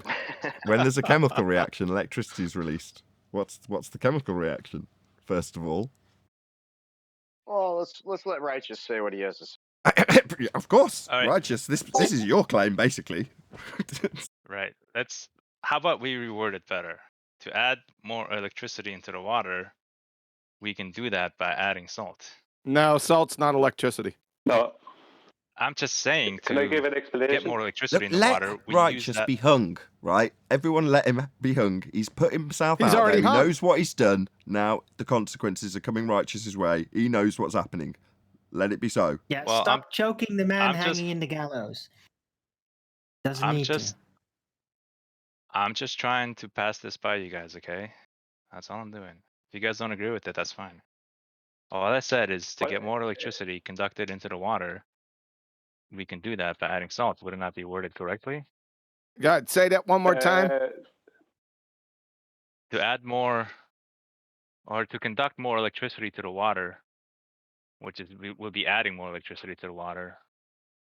We can do that by adding salt into the water. No, that's still a train wreck. Well, I don't know. That Alright, seems. I don't know, that Well, seems here's the pretty thing. reasonable, given the fact that Anthony Riley was running massive high voltage wires through this experiment, wasn't he? Well, look, it's Can I very give- simple. Use sugar instead of salt. Problem technically- solved. Hold on. Technically, New if you claim had by pure Arwin. water, Sorry. like just add. distilled water, it would be an insulator, wouldn't it? No. Look, Who cares? you So can, what? it's about the density of the water. So you Brian, can just dissolve talk. something else in the water instead of salt, like sugar, which is not very conductive, right? So problem solved. It's all about isolating the variable. That's very sweet, Armin. Brian's trying to talk. Yeah, thank you, Tent. I'll solve the problem. On a video on my channel called "The Three Things That Creates Our Tides," I made a couple of years ago. I show a demonstration of salted water, right? Water with salt added, right? And nothing happening, right? But when they put the cup, they had a plastic cup, salted water, they put it onto a magnet, right? A magnetic field creates an electric charge. So then straight away there was an electric charge going through the salted water, right? And that caused the water to move.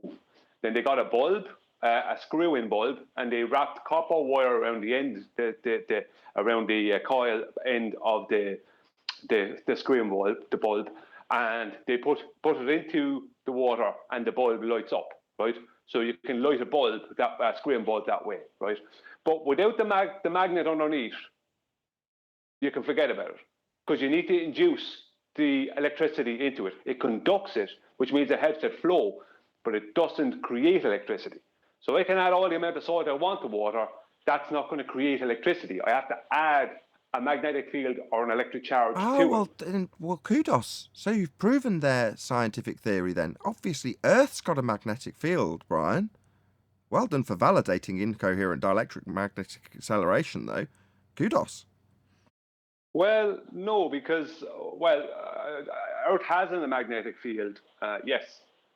But I can't put the bulb into the water and have it light up with copper wire on it unless I add the magnet. The magnet creates the electric charge. No. Yeah, no, I appreciate that.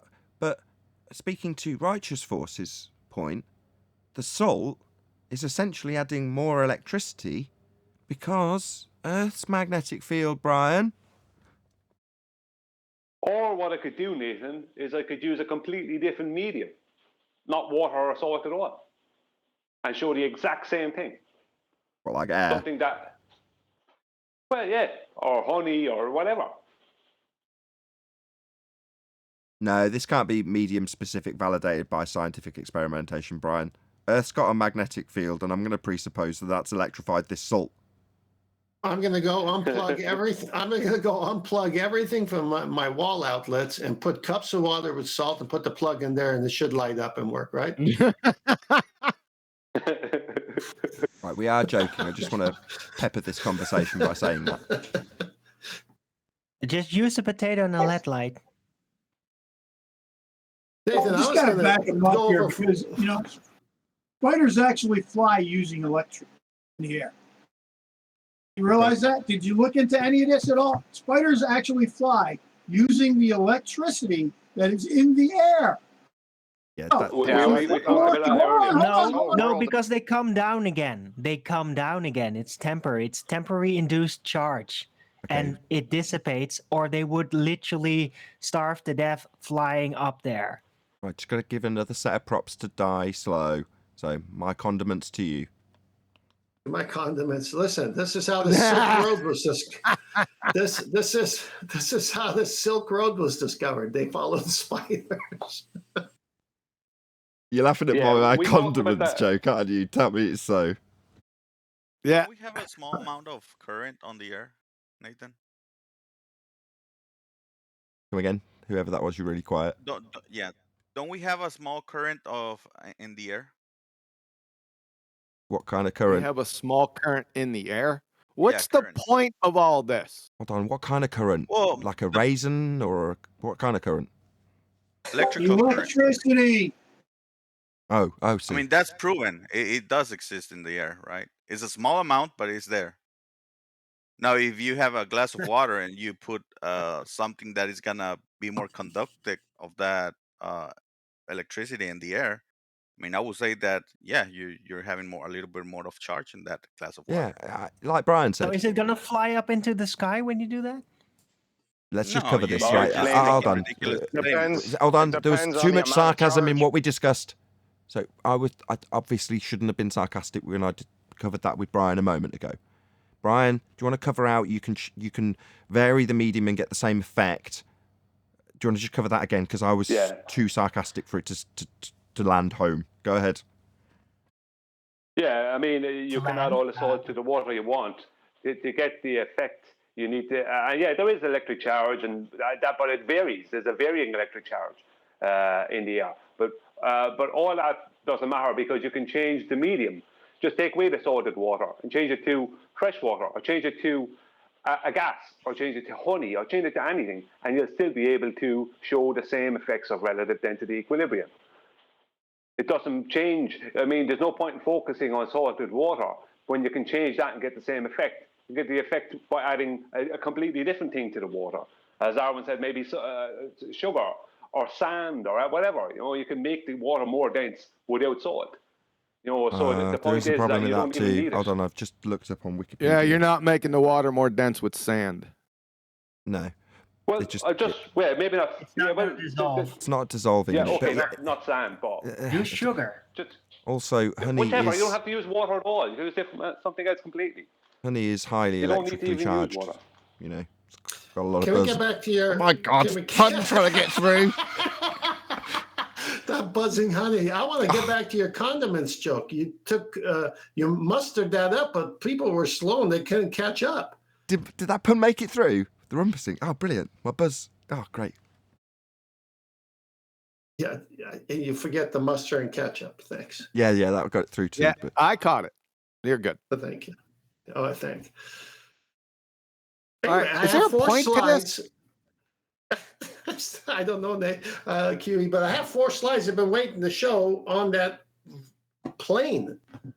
The plane. Point. This devastates gravity, QE. What's that? This whole nonsense that we're discussing right now is absolutely devastating for gravity. What's gravity? Well, in pseudo-4 space, it's a conceptual medium that we don't exist in, and in terms of 107-year, almost out-of-date mass attracting mass, it's something that's been debunked by gas behavior.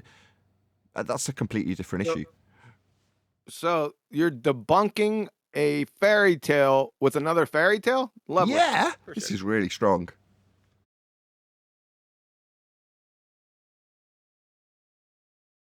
No? You're not picking up what I'm putting down? I just summarized the topic.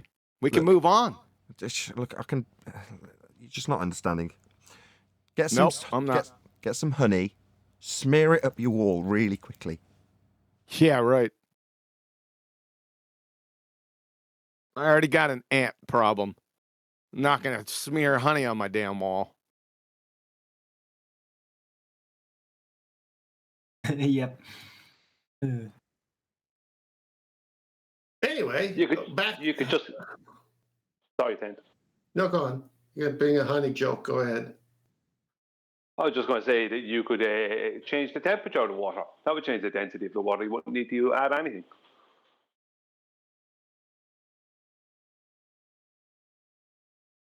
Yeah, well, there we go. Or So you could Nathan, change the pressure. All right. 4 Due to the slides. fact that everything's revolving around temperature and pressure.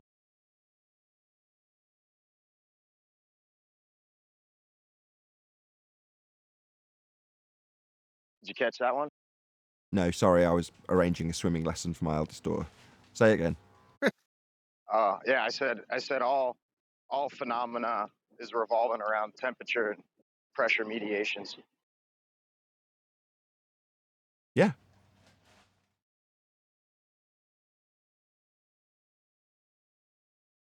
All phenomena. You want to try to fight me on that one? Well, you're just making a vague, ambiguous statement. We live in pressure and temperature. So, of course, everything's going to involve or be in the environment of temperature and pressure. You're not saying anything. It's not what I said. I said all phenomena. Yeah, you clarified that. You're saying all phenomena All take place. phenomena that we exist in, temperature and pressure. All the phenomena existing in that condition or those conditions. So therefore, yeah, it's going to be associated with Temperature and pressure. Profound. Okay, and is that constant? What is what constant? The temperature and pressure, or is it No. fluctuating? No. And Okay. And therefore, everything follows after temperature and pressure mediation alone. That's a fucking dumbass circular No, argument. it's isolated. It's fucking You nonsense. isolate that in the experiment, right? You have to Isolate isolate what in an experiment? We're not talking about an experiment. The entire existence that we live in is governed by temperature So he's going to and repeat the field same pressure fucking thing again. mediation alone. So just repeat the same thing again. So what? Prove me wrong. Prove me wrong. Oh my God, you're a retard. No, temperature has a lot of influence. Whoop-de-doo, we know. He actually agreed with you, but you're not making your claim coherent. No, he's just hand waving it. So what? He just agreed with you. He said there is temperature. He said there is what you said. Now, what's your claim? And you say, well, there it is. Well, there what is? We're waiting. Waiting for what? I just fucking told you. He's gonna bring up the ether next. All right, let's calm down. That pencil's still not sticking to the wall. I'm telling you, I've been trying this all through the show. Oh, guys, Yeah, you must have negative charge in you, but I'm a positive person. I take that seriously. Do you feel like you're all being very negative towards this? Nathan, I got 4 slides. I've been trying to get in here since the archaic topic. We can combine your negativity with his positivity. I'm sure we can get something flowing here. Well, at least it'll be current. Sparks will be flying. Popcorn. I guess we're going to do it tomorrow. Oh, you are paying attention to me. No, I'm seeing if the puns have been exhausted. Earth debate. Okay. You see the 4? The Ford?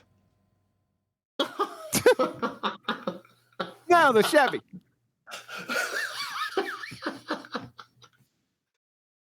Oh, I'll save it. I have 4 slides of Master B. I've been trying to still finish up our talk on the archaic disclaimer that they put on the YouTube channel on the word plane. Yes, I've got him up.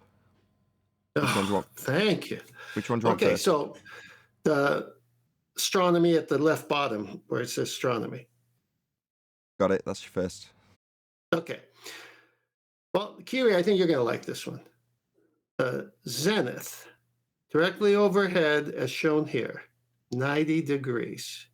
Then they show an angle measurement and the azimuth measurement, as you can see very clearly here. And you can see the 90, the 180, 270, and 0 is also 360 on the compass as well. Go to the next slide. Again, we see it again. We see this dome figure with a 90-degree zenith straight overhead. And they have a person depicted in this one. And obviously, azimuth is clockwise from the north. And they've got that shown in red, 135, on the compass heading. And they've got an angle. And they've got a plane. On both of them, they had this circular plane. And you need that baseline, of course, to have that. So it's all flat right here. Next slide. Next slide, orthographic view shows side of someone's head.